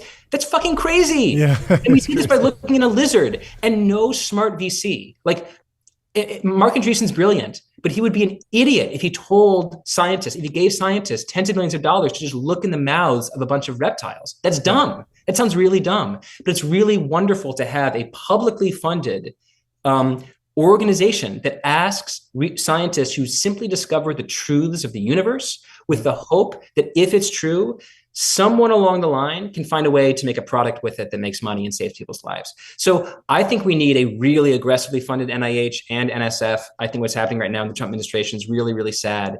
And And Jay Bhattacharya, if you're out there, I would love to talk to you about what's happening at NIH, because I know you a little bit. We've talked a little bit. I know you don't want this deep down.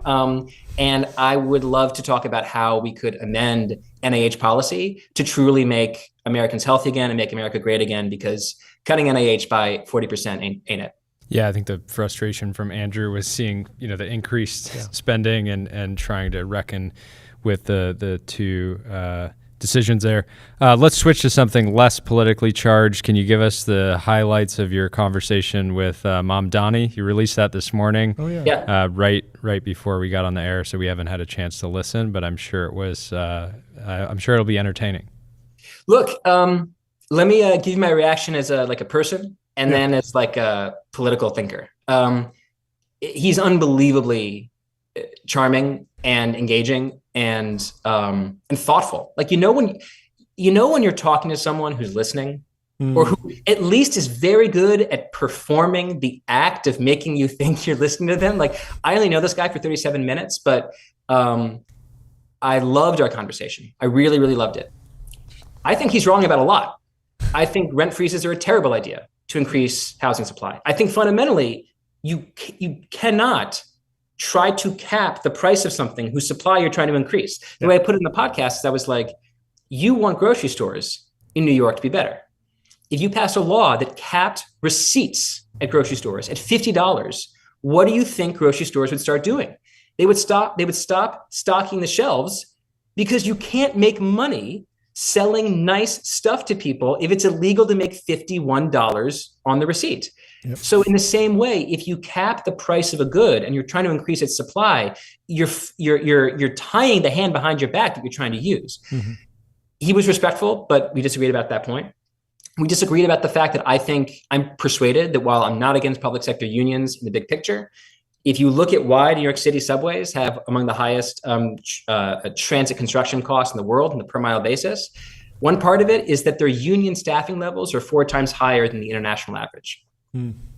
You cannot build anything efficiently if the first rule of your company is your staffing levels have to be 4 times higher than all your competitors. Like, it just doesn't work.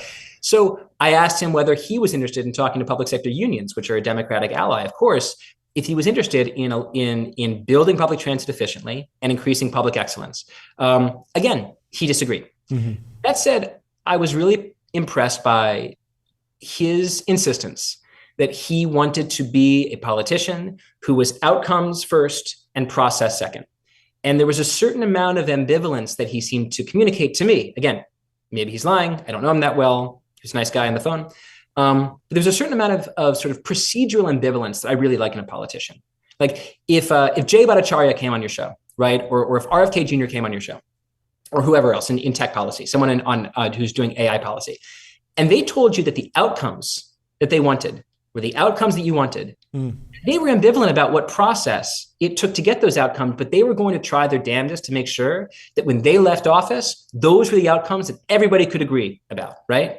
There's something that's like very refreshing and like non-ideological about that perspective. And I heard a little bit of it. That said, is that tying into changing his mind around how police should be funded? We talked about him changing his mind on 2 things. One, he told the New York Times he's changed his mind on the role of private developers in housing. I think he used to be more on the side of like the government should build the houses. I'm more on the side of the government should fund some of the housing construction, but like, we've got private companies that are really good at building housing. Let's not do what the private sector is already doing too much. But the other thing he changed his mind about, as you said, is defund the police. He talked 5 years ago about defund the police being a slogan that he believed in. And now his policy is fund the police. He thinks that police don't solve crimes fast enough, and that in many cases they're forced, and this is clearly true, to act as social workers rather than police officers. And so if you've got a police officer, or say 100 police officers who have to basically be, street therapists and social workers all day long, how are they going to solve crimes? How are they going to stop crime? And so he said he's changed his mind there a little bit as he talked to more police officers. And the end of our conversation was, I thought, a really refreshing point that he made, that he thinks that he sees his job as surrounding himself with people who aren't too fast to say yes to all of his ideas. He likes being around people who challenge his ideas. And I think that's a useful thing for really just, I mean, anybody, any politician or executive. And so there were many things in the conversation that I was impressed by. But you know, also fundamentally, I think it's just important to say there are very big differences between socialism and liberalism. And he's a socialist and I'm a liberal. So we're not going to agree about everything, but you have to be able to talk to people you don't agree with. What are you hoping to see out of tech, the intersection of tech and Washington in a post Elon White House world? You know, we got to get beyond this insanity where the administration attacks on progressive thought become attacks on the kind of talent America needs to train and attract and retain to keep our dominance and to keep the really valuable information clusters that we have here. If we attack Harvard because we're pissed off at them and force all of the international students to leave, or if we encourage some of the smartest people around the world who deep down want to be at Caltech, want to be at Harvard, want to be at Duke, and we push them to be in London and Beijing and Shanghai, we are losing so many great ideas, so much agglomeration, the interaction effects that happen when you put a lot of smart people together in America. Like, it's important that Silicon Valley is in California and not in Brazil or France or Poland. Like, there is a special sauce to America, I think. You want to attract and retain these people. I want us to rationalize our talent and immigration policy and not have it be a kind of, unfortunately, like assassinated bystander in this war between the Trump administration and a progressive movement that they think has gone too far. I think we really need to get back down to a reasonable basis on immigration policy in particular. And then I would like us to add back the funding to NIH and NSF. I'm sure Andrew talked about this a little bit. Like, is it possible that there are so-called indirect costs, right? Money that I work at Harvard, let's say, you're NIH, you give me some money for my Alzheimer's study. You also give me money for Harvard. Is it possible that that Harvard money, that those indirect costs are too high? Yeah, sure. Let's have a public debate about that. Let's have public testimony.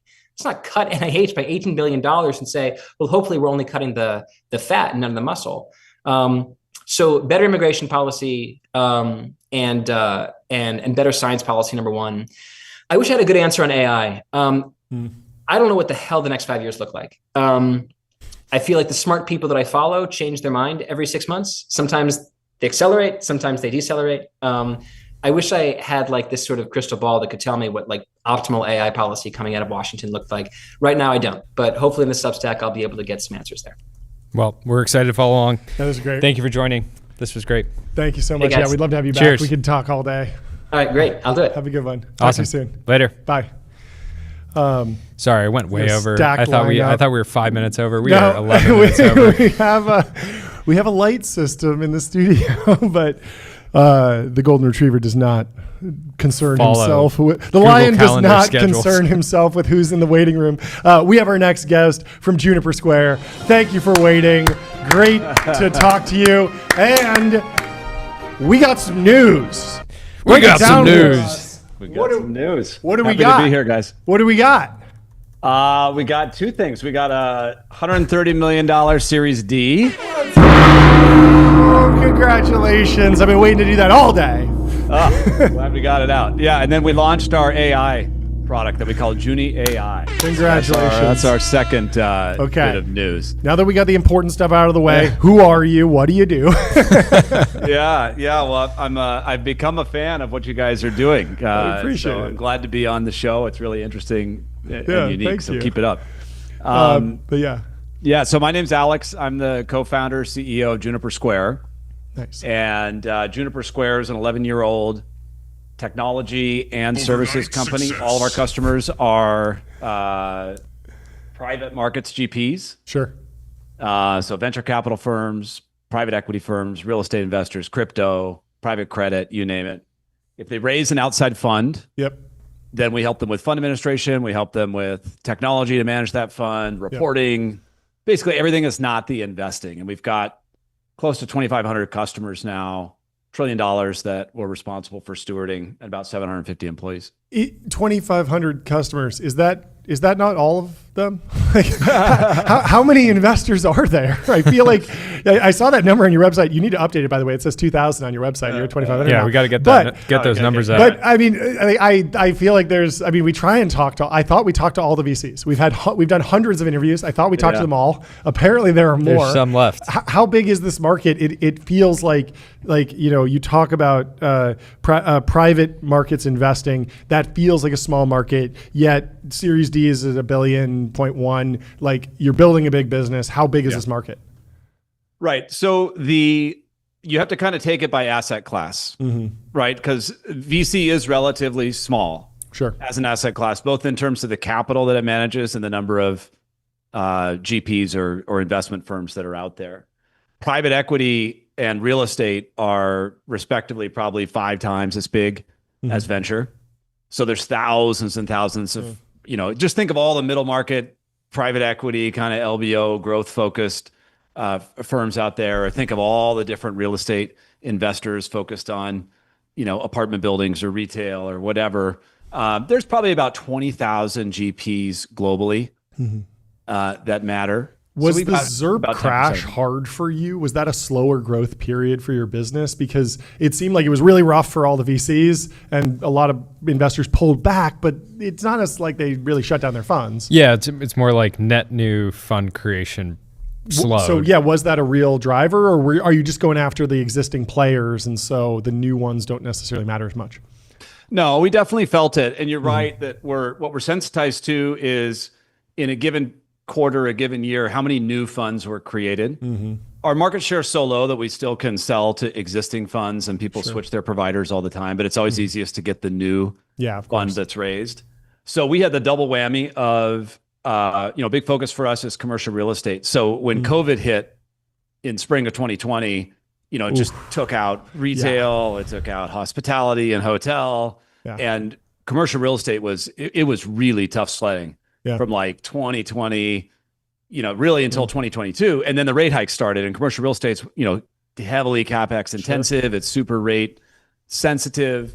And then we had the big bust in, public markets correction. We had the big overhang of everyone investing at, 100x revenue multiples in 2021, 2022. We're going to bring those back. Yeah, we're working on it. We're working on it here. The sober days of 100x revenue multiple, which we're kind of back to now. Areas. How'd you get through all those times? It's recovering. It's coming back. How'd you get through the tough times? Did you have to do layoffs or change the direction of the business? Were there any pivots in the story? Kind of specific meditation track. I'm into meditation actually. Okay, cool. Yeah, break it down. All of the above, you guys. We had to do some layoffs for sure, like everybody. I mean, we were going into, the Fed started hiking rates in like late 21, but by spring of 22 is when we had that huge correction in the public markets. And by that summer, it was clear that companies like us and pretty much every high growth late stage tech company was spending too much, right? We were all investing for revenue growth, and we all had to pivot to invest for growth efficiency. So we did a round of layoffs then, like a lot of people did. It was the first time I ever do that as an entrepreneur. It's not fun by any means, but it was necessary. But then the big thing for us is, we started out as a technology company, but then we added, in 2019, we moved into the world of fund administration, and we became a full service fund administrator. And fund administration is like a really critical market for private capital. There's probably $30-40 trillion of private capital out there in the world, and almost all of it needs a third-party administrator. So we kind of moved into this market that was like 50 times the TAM of our previous market, concurrent with this big correction happening. And so those forces ended up working out that like the company did really well, and we continued, we've grown really quickly through a really challenging market period. So it wasn't without its bumps and bruises, but overall it's been really well. Talk about the new AI product. I imagine it's a difficult one to build. You can't really, like LPs and investors can't really tolerate hallucinations, you know, and I can imagine it, you know, a product that works well. I don't mind if you leak my fund returns to my direct competitor. No problem. Well, no, less of that. But if you're trying to understand fund performance and things like that, or reporting, you can't like, oh, I'm sorry, I misreported TBPI. Yeah. Yeah. So that is the crux of the challenge. Sure. Is, I mean, as you guys know, you talk about it a lot on the show. You know, generative AI is probabilistic, right? So next token prediction is probabilistic in its nature, and the kind of work that we do of reporting on financial assets is deterministic, right? Like 1 + 1 always has to equal 2. It can never equal, you know, 1 or 3 or anything like that. And so the real trick is, and as if you guys ever know, if you've ever like taken a pile of invoices or something and uploaded them to ChatGPT or any LLM and been like, hey, tell me the, you know, invoice amount for invoice number 8. It's terrible at financial data extraction. And so the big hole that we have in the market that we're filling for our customers is, if you're an asset manager, if you're a financial services firm, like a venture capitalist or a real estate investor or whatever, one of the key things you have to do is you have to report to your regulators, you have to report to your LPs. That reporting is like, you know, you're putting your brand and reputation and your ability to raise more money in the future and everything behind it being accurate and correct. And so the trick is, how do you leverage all of the power of generative AI? This, like, all these summation use cases, document extraction, the chat interface that we've all become so accustomed to. How do you fuse that with a set of deterministic tools that do all the precision stuff, the precision math, so that like you're calling functions in Python to run some code to, you know, answer a question. You're not trying to have a next token prediction be the answer of that. And that's basically what this platform is it's multi-model. We have a bunch of different models running inside of it. And the idea is, think of it as like a model orchestration layer, where if you're a private markets GP, there's a lot of work you got to get done. You want agents for different things, different models fit different use cases. And you need a way of orchestrating all of that work, ensuring it's compliant, ensuring it's accurate. And that's what this layer does. Anything else? This was great. Yeah, we got to have you back on. We're running behind today, as you saw, but we really appreciate you stopping by. Congratulations on making it through the fire, and come back on when you have more news. Yeah, we'll talk soon. Happy to be here, guys. Congrats to you and the team. Cheers, Alex. Bye. Really quickly, how'd you sleep last night? I'm hopeful. I'm on a run. 94. Let's hear it from me. If you beat me last night, I'm going to be 94. Extremely 86. Let's go for John. It's go crazy. Ever since I got sick, I've been trailing you by like 10 points. Off your game. Well, but we got I'm coming Jesse back from Decagon in the studio. He's certainly been on his game. How you doing, Jesse? What's going on? Welcome to the stream. Good to see you. Thanks for having me. Yeah, thanks for hopping on. Give us the news. What does the company do, and what's the breaking news with you? Yeah. Hey, everyone watching. I'm Jesse. I'm one of the co-founders of Decagon. If you don't know about us, we're essentially an AI customer service agent. And so what this means is, imagine next time you're, booking a hotel room or something, right? There's an AI agent that's there that you can call or chat with live, and it knows everything about you. It can book rooms for you. It can upgrade. It can answer questions about your loyalty points and so on. And so essentially what we do is we work with these large, usually consumer businesses that have a lot of customers and a lot of contact center volume, and we're there to both drive a ton of efficiency for them, because now their human agents don't have to deal with these more mundane issues, but also we are able to give a better customer experience for the actual customers. So that's what we do. And then today we're very excited to announce our Series C, co-led by A16Z and Excel, at a 1.5 billion. Let's go. Give it a bigger hit, John. Oh, there we go. Talk to me about the early beachhead for the company. I feel like LLMs are so generalizable, and yet go-to-market is so specific. Every vertical industry has slightly different customer service needs, whether it's a Shopify store that needs access to an inventory management system or refunds or Stripe versus a SaaS product. What has been most interesting to you? What's been where has adoption been the strongest early on? Yeah, it's a good question. So I would say that with most of the use cases out there, the ones that have had the most impact from AI has been ones where there is a little bit of complexity, right? Where you need the AI to go and take actions for you or look up data for you. And it's kind of adding this extra layer beyond what traditional chatbots have been able to do. Because I'm sure both of you have used chatbots in the past, and usually it's a pretty frustrating experience. Because it's horrible. Yesterday, I was trying to cancel.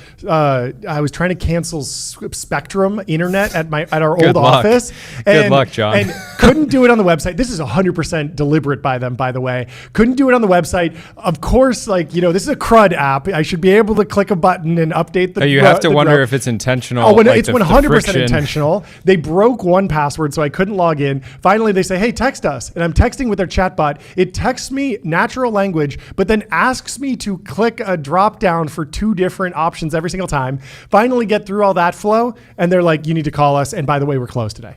It was awful. It was the worst. Yeah, is that some maybe friction in the sales process where people honestly. Are like, I get it that you want to make this more frictionless for our customers, but you're going to increase our churn. 10%. I don't know if we should sign up for this. Are there actually trade-offs there? I'm super interested. Yeah, no, that is one use case, right? So to your question, what use cases are good? It is where you need a little bit of complexity because in the old days, the reason why you can't do that today is because it's really easy to game that system. Oh, sure. If they made a decision tree, then someone would make a Reddit post about, hey, here's how you actually cancel easily, and everyone will just do it immediately. Yep. And it impacts their revenue, right? So interesting. The nice thing about LLMs now, and the thing that it really unlocks, is this level of nuance. Sure. You're able to create much more complex flows and sort of situations that are tailored to specific users. And because of that, you're able to cover way more ground, right? So we have customers, for example, that use us to process refunds. We have customers that use us to, either book flights or reorder a credit card or things like that. And that's really powerful because it just wasn't possible before, right? Before you're kind of in this more, dumb decision tree that you have to get forced down a certain path. And maybe that path is kind of what you want, but you want like something slightly different and you're just forced to go down the path, you get stuck and you get escalated, right? So that's one of the main benefits of these LLMs. Last question from my side. I know we're going crazy on the timing, but in my previous jobs, when I've hired a really all-star customer service agent, the thing that's always impressed me is when they're able to expand out of their role as just customer service, just doing specific flows, and actually turn into sort of a salesperson and actually turn an interaction into customer education or upselling or cross-selling or, hey, yes, you said you wanted to cancel, but I think you want to cancel for a reason that we could actually alleviate by switching you around or giving you a discount or doing something like that. Some of that can be deterministic. We've seen this with are you sure you want to cancel? We'll give you 20% off. But the real best customer service agents tend to do it with more touch. Is that something that you're seeing already being able to be handled by LLMs? Do you think that's coming with more agentic workflows? How do you see the role of the customer service agent or human evolving over the next couple of years? We work with our customers a lot on that exact concept, which is what is the definition of customer experience over time? Because when you start, you're generally working on the low-hanging fruit, like processing transactions or looking up information, and even FAQ, like right? Right, exactly. But if you end up having a really, really good AI experience, and if you just think about it with the products in your life, right, you're just gonna interact with it more. Like it's not that it's like, oh, I'm done with this. If it's a good experience, you're gonna interact with it a lot more. And that opens up a much broader surface area for what customer experience means. You can start being proactive instead of just reactive. You can start looking at revenue generating use cases like you just mentioned, right? And it doesn't just have to be a cost center, which is what a lot of enterprises look at customer service, right? It's like, oh, it's this thing that's not really strategic to us. We're just gonna put it off to the side and try to save as much money as possible. AI is changing a lot of that. And a lot of the customers that use Decagon are super excited by this concept that, hey, if you have a good system there, it almost becomes essentially a concierge for your product, right? It becomes like a new UI that customers can use to interact with you. Because if it's really good and it can do everything, like, maybe people are just chatting with it instead of using an app or kind of going through a bunch of, drop downs and stuff like that. So, what's happening in the calls? Sorry to interrupt. What's happening in the call center BPO market right now? Or is there already pretty massive impact from companies like Decagon, Intercom, Sierra, et cetera? The call center market is definitely thinking about this space a lot, as you can see, right? When AI first came out, a lot of their stocks went down by quite a bit because it's one of the most obvious use cases for AI. I would say the best BPOs out there are really figuring out how to become AI native and either partnering with solutions like us or spending a lot of effort in building their own. I think partnership would probably be the realistic path because when end customers buy these services, they usually kind of see BPOs as a service provider. So there is room for partnership, but that's typically the way it'll happen. Yeah, I mean, just the advent of software as a service or just websites in some ways reduce the amount of humans in a sales interaction because you could go through the Shopify checkout by yourself, and yet there was still a role for the human. So I'm sure that will be evolving. But it's exciting stuff. Awesome. Thank you so much for stopping by. Congrats on the round. Congrats on picking up Max Skarnecchia a couple months ago, star sales leader. Let's go. I went to college with Max. No way. He's an absolute Chad. That's awesome. He's telling me about you earlier. Yeah. No way. So shout out to Max. That's Anyways, awesome. thanks for coming on. We'll talk to you soon. Yeah. Cheers. Have a good rest of your day. Next up, we have Yapseen. Yapseen. Welcome The chat to the has studio. been waiting. Yapseen, how are you doing? What's going on? You are on mute, brother. No audio yet. But I do love but we got the video background. We got the weight set rack up in the a. Is that a back. weight rack or? Looks like it. Hello, test. Yeah, we can hear you. Testing. How you doing? Testing. Good. I haven't set up my DAC yet, so No, you're good. You're good. What's happening? let me just ask. Let me just check. Let me just look at something on. Sure. Yeah, we'll give the basic background on you for the audience while you figure that out. Okay. The poster who needs no introduction. He needs really. no introduction. Founder of Grok, Dingboard, a what are the web-based of the hosts of John and Jordy. John and Jordy. Hey, how's it Hey, going? there Nice you to meet you go. guys. My name is Yassine. So apologies. Good to meet you. Hello. Thanks for the introduction. I appreciate the time as well. And I'm actually a huge fan of you guys. Someone I used to work with introduced me to you guys. So Awesome. I found a lot of enjoyment. That's great. Oh, it's great to have you on. How have the last few days been? A little bit stressful, pretty- to be honest. Yeah. I've slept 3 hours every single night because posting on Twitter has been so fun. And unfortunately for Fun or any stressful? future- yeah. So both fun and stressful because I can't stop posting, Yeah. and that's not good for me. But I will basically just not stop posting. Yeah. But So- if you keep posting the way you have been, could you potentially replace your salary? You were making in the 7-figure mark. You You got to probably really gotta- ramp it up a little bit. I used to go on 4chan, and these people would be like, "Yeah, I'm making like $1 million, like a 2 mil at these AI companies." I'd be like, "No way! There's no way you guys are making 2 million at these AI companies." And I started making like 7 digits at an AI company. I was like, "Wait, like these guys weren't actually lying. Like you actually make that much money at these AI companies." And it's like pretty fun work too as well. So yeah, for what it's worth, I didn't work on AI. I worked on bugs that really annoyed me on the app, and that's why I joined actually. So I joined X because there were a lot of bugs that really annoyed me. I fixed quite a lot of them. So I'm pretty happy with the work I've done. X is the product I use that I find the most bugs, yet am not just Okay, I don't abandon so the product. Like that's how a super addicted I am. interesting. That's a super interesting thing, and it's because there's when it's a very large app, right? So the scale is huge, and you guys are like right tail users, right? Like you guys are famous, like the podcast of the Tech Bro podcast. Sorry, the host of the Tech Bro podcast. You guys are famous. So the amount of notifications you guys get, the amount of replies you guys get, the amount of DMs that you guys get is an insane amount. You guys are so far into the right tail. But how many people are there like you? That's why it feels buggy for you. Sure. But for most people, like an engineer who's creating a test account and clicking around, it's not going to be buggy for them. And for what it's worth, this is true across all the apps. Power users will always experience a lot of bugs unless they have someone to really talk to them and understand what their pain points are. And for what it's worth, X does a really great job. It's actually remarkable how well X is run as a company, and just working there, I got to learn a lot about how to get engineers motivated and really get shit done. It was awesome work there. It was super. How do you wish you had the opportunity? You were working remotely the entire time, and that was maybe counter to the broader X culture. Do you think it's the type of organization where if you're going to work there, you should just 100% be in the office, or do you think? So the person who hired me was like, dude, let me tell you, you're going to have to get to the office. My wife.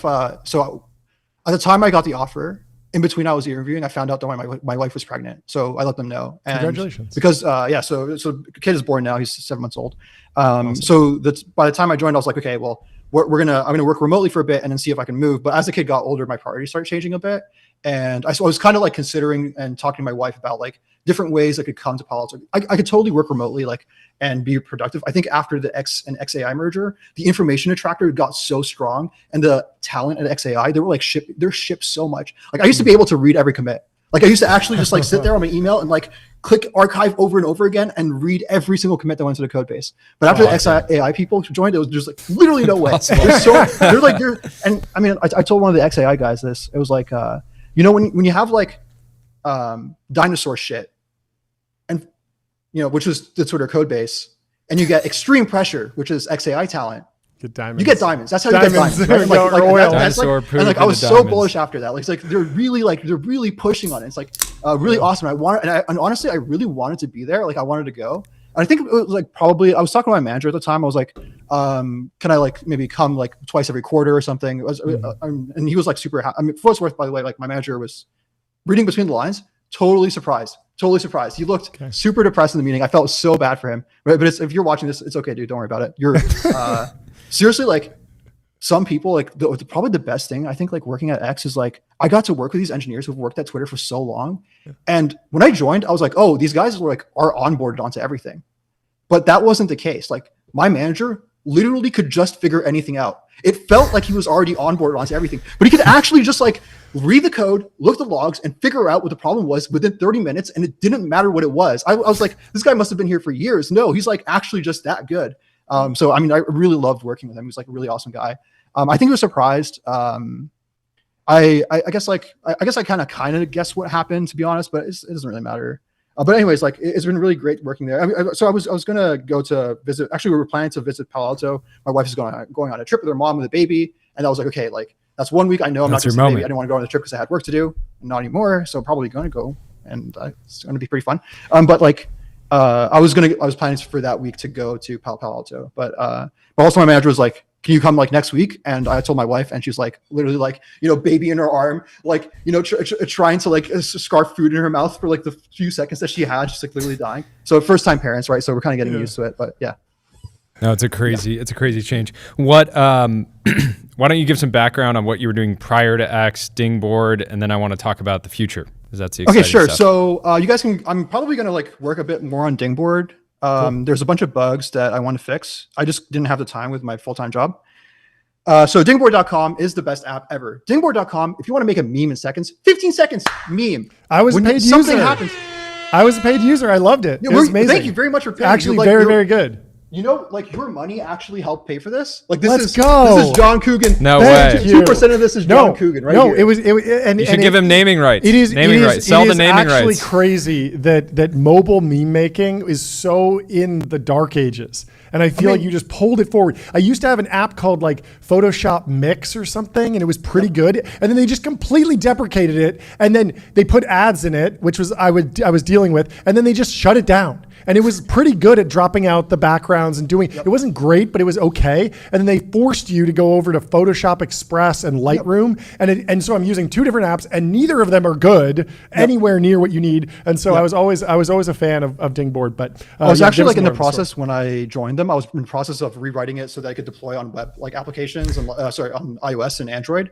Yeah. And it's actually like if you guys are a nerd, there's something called Sokol. Okay, Sokol is made by this Swedish guy. I think he's retired, kind of. He works 3 days a week, and on the 4 days that he has, he's working on this cross-platform GL graphics library, like I guess like transpiler. So you write it in one GL language, it will produce the metal version for iOS, and it'll produce the version for Android, and it'll produce the version for web. So I can use the same code, and the code can be basically be the same code base deployed to all apps. And then John Coogan and Jordy can make memes in seconds and get more followers on X.com. I'm so ready. This is the future I was promised. Yeah, it feels like an incredible founder market fit for you to make a tool that helps posters make memes. I mean, like the reason I made it was because I was like making memes on my software engineering diagramming tool, and then they like started adding a watermark, and I was like, "Fuck this! Fucking ruin my meme making tool. I am going to war." I spent 2 weeks.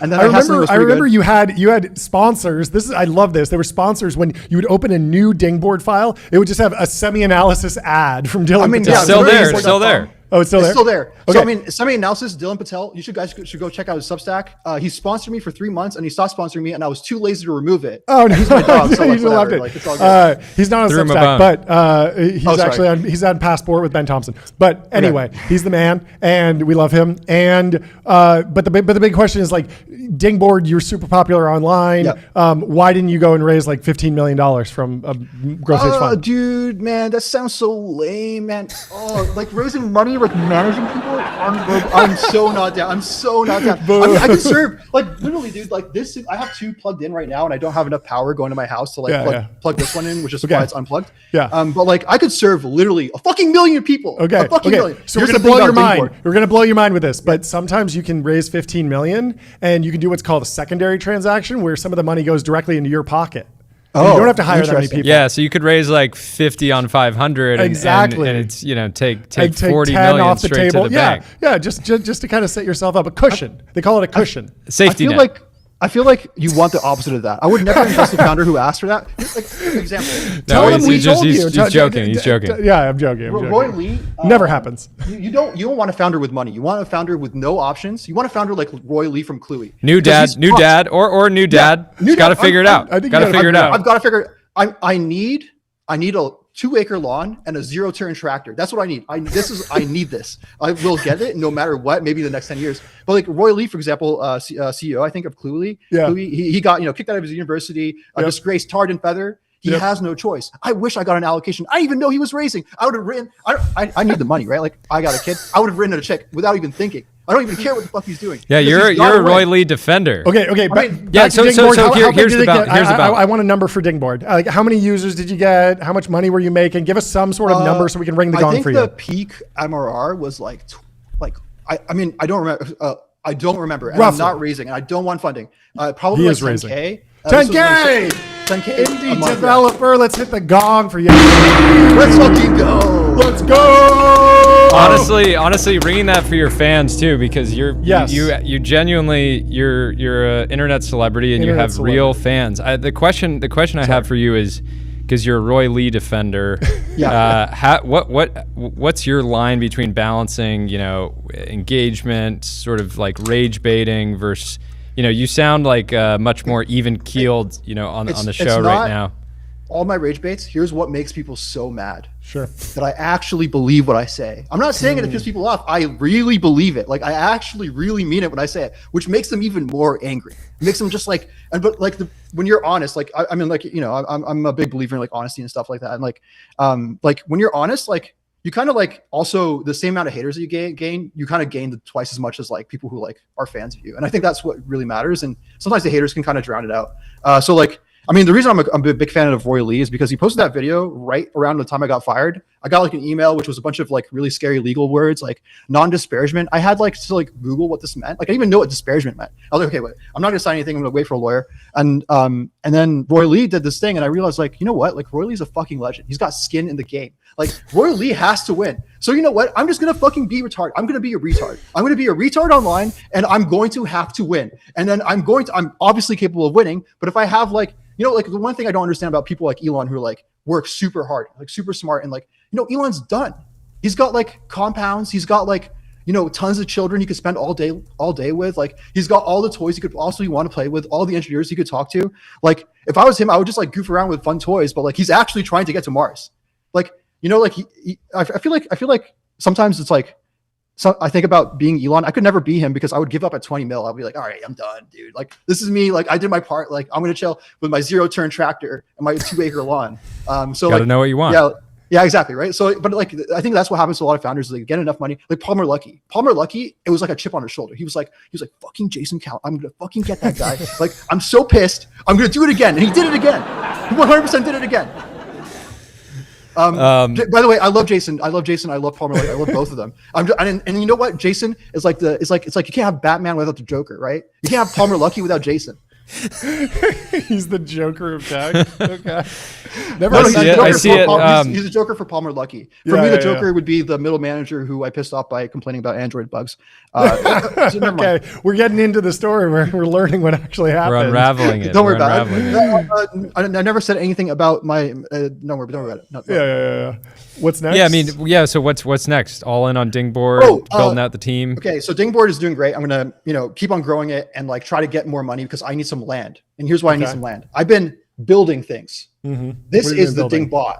The Dingbot. The Dingbot. See this? What does it do? I 3D printed this. What does it do? This is an ARM ESP32 attached to a motor driver, attached to a stepper driver.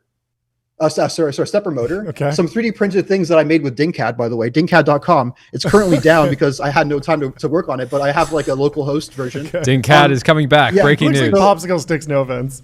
Oh, here's the genius of it, okay? It is. I need cash flow. Hardware is hard because you buy an iPhone and like you have an iPhone, it's like good for like 30 years, right? Yep. But with popsicle stick robots, they'll break in a month. You have to buy a new one. Oh, that's it's cash flow. planned. There we go. Get him in the boardroom. And you know what? It's like you have a Dobby the elf robot that's like cleaning the house, and like it costs you $30, and it makes a mistake. You just go in and just fucking yeet it. You like kick it across the room because it's like $30. You can just buy another one. It's like that's the feature. You're not worried about getting. Robot. You're not worried about getting paper clipped by abusing your Dobby robot. Because it'll come back to get you at some point. Oh no, you just program it to be happy that it gets kicked. It's like Dobby's like, please, sir. You just program it, right? Like, this is like a solved problem, by the way. Like we're not gonna get run away. I think the real problem with like AI and stuff is like YouTube Shorts. Have you seen these kids all like I saw a kid like I eat dinner with my family. This kid was like at the trying to get to the bathroom. He's 12 years old, and he was on his YouTube Shorts, and he was like trying to like find the doorknob, like clicking like not clicking around, but like reaching around. It's actually kind of brutal, but like that, I think that's like the real AI risk for what's worth, like YouTube Shorts specifically. So you're in retirement. Is there anything that could get you to come out of retirement? Could you? Who said anything about retirement? Offer? I was coding yesterday. $100 million offer. I mean, to get you back into a mega corporation. Yeah, a mega corporation. Getting you back in big tech. It's going to take 80 million, 100 million, 120 million. What gets you to take the job? I think like I'd probably like find it really hard to say no to like 2.5 probably but I don't think like the companies I would work for have that kind of liquidity hanging out. I mean, I think they do. Well, what are those kind of companies? What are those kind of companies? I'm talking big tech. We could run a process I'm talking right big now. tech. So I know you don't want to work there, but there has to be a number. What's the number? All right, I'm going to just start doing an auction here. I go, okay, I got a message for 500. Do I have 600?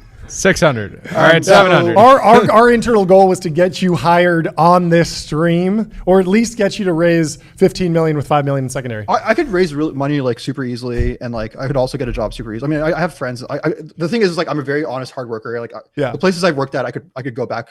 Like I have like a really strong network, so I don't really need a job, and I mean I'm not worried about getting a job. Yeah. But if I wanted to join in terms of like for me, the mission alignment is super important. Like I really need to like use the product to actually enjoy it. Sure. So I sold some Dingboard t-shirts on Shopify. Cool. Nice. And I'm like aligned with like Toby's awesome. Yeah. And then Cohere I think is like a really interesting place to work for because they're on the come up. But mostly like, I mean, he's in Canada. He's in Canada. Hold on. Break down Cohere. That is not the common narrative. I mean, I love Aiden and I think it's incredible founder, but it does seem like, there's got to be some sort of like geopolitical strategy there for that company to really play out. I just think they're based, dude. Like I just think they're fucking based. Yeah. So it's just pure culture. They'll figure it out. Yeah. Just like, find an opportunity. I mean, like, it's a lot closer than Palo Alto or like California, Canada. Okay. And I think they're fucking cool. Like that's they need a poster in residence. Are you could basically you could 1,000x their impressions. Do you listen to Death Grips? Yeah. It goes. Yeah. Because Aiden's a big Death Grips guy. Oh, so that just bumps Cohere on top of Shopify. Yep. Wow. Yeah, he did an interview in a Death Grips t-shirt. I saw it and I was like, that's amazing. That's actually amazing. This guy's a killer. But what's wrong with just becoming a full-time poster? Getting a Substack set up, getting a nice I think I'm going to try stream. to become like an actual billionaire. The Dingbot thing is not a joke. I'm actually going to actually do it. That's cool. And I'm not going to raise. I think I can do it. I probably can find people to do this for. There's a lot of things I'm really interested in on the way, which is like doing like reinforcement learning for like control of robots, certain types of robots.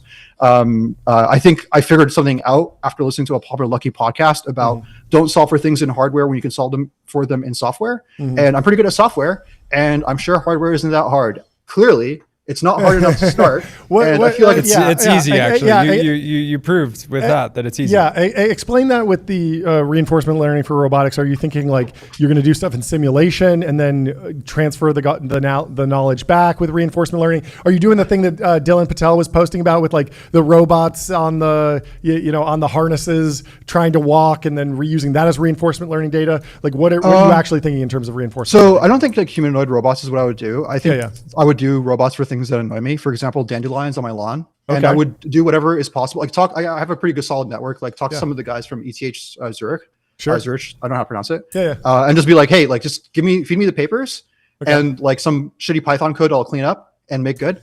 Sorry, researchers. You guys. This is extremely Matt Friedman coded. He's out of the game. Someone's got to build the robot that picks up the leaves. Yeah, no, exactly what Nat. Because it's like I'm so fucking sick of like going outside and just like poking out all these dandelions. I'm actually so sick and tired of it. And it's so easy to build this. It's like literally 3D printer. Like you could even 3D print the wheels. Like you can get like $5 off of AliExpress. And ESP32 costs like $3. I just impulse buy them. I like get my X ad revenue payout and I just like spend the whole thing on AliExpress. My house like constantly has like these random AliExpress packages. I just like maybe build like a Minecraft sorting system in real life. Like, yeah. I feel like if you could build it, you could sell it at Home Depot for like $300, kind of new. I could also sell it for $25 on subscription and you get a new one every month. Oh, there we go. Yes. There we go. Because people are kicking their dobbies. Yeah. Subscription it's like if it breaks, it's like I literally will tell the users, hey, I'm just, a dude and there's a CNC shop here that does wood. So like they do wood CNC. So I'm going to make the robot chassis out of maple wood because there's a lot of maple here in Ottawa. And I'm going to laser on like made in Ottawa on it. Except, modulo the motors inside that will be made in China until I figure out how to make motors, which shouldn't be that hard. But I guess like the core insight I have after doing Dingboard and like honestly working for a lot of these big tech companies is like, there's a lot of little businesses on the way to something. Like I'm going to try to do this. I'm going to realize like, holy shit, like all the CAD software fucking sucks. And I'm going to build it because I can. And like, with Gemini 2.5 Pro, just like ripping on my credit card. What about Grok? Gemini 2.5 Pro is the best model to use for coding if you write your own coding frameworks because it's cheaper, it's faster, and it's good enough. Like I'm not like giving all of my work away to, I don't need a PhD level intelligence because I'm not a PhD level guy. I'm trying to write React. Like it's not that hard to write React. I need a model that can listen to me and understand what I mean and kind of like avoids using too many if statements. Just stop using if statements and like, yeah. So okay. So but here's the thing: you want to build a bunch of stuff. You need some cash flow. Why not set up? Some type of subscription? You have a lot of fans. A lot of people want to give you $10 a month so you can hack. Forever. Honestly, that was the Dingboard subscription that I signed up for. It was like support this guy who's doing something cool. Yeah, and the issue is Dingboard is so hard to sign up for. How do I even sign up for Dingboard right now? Go to dingboard.com.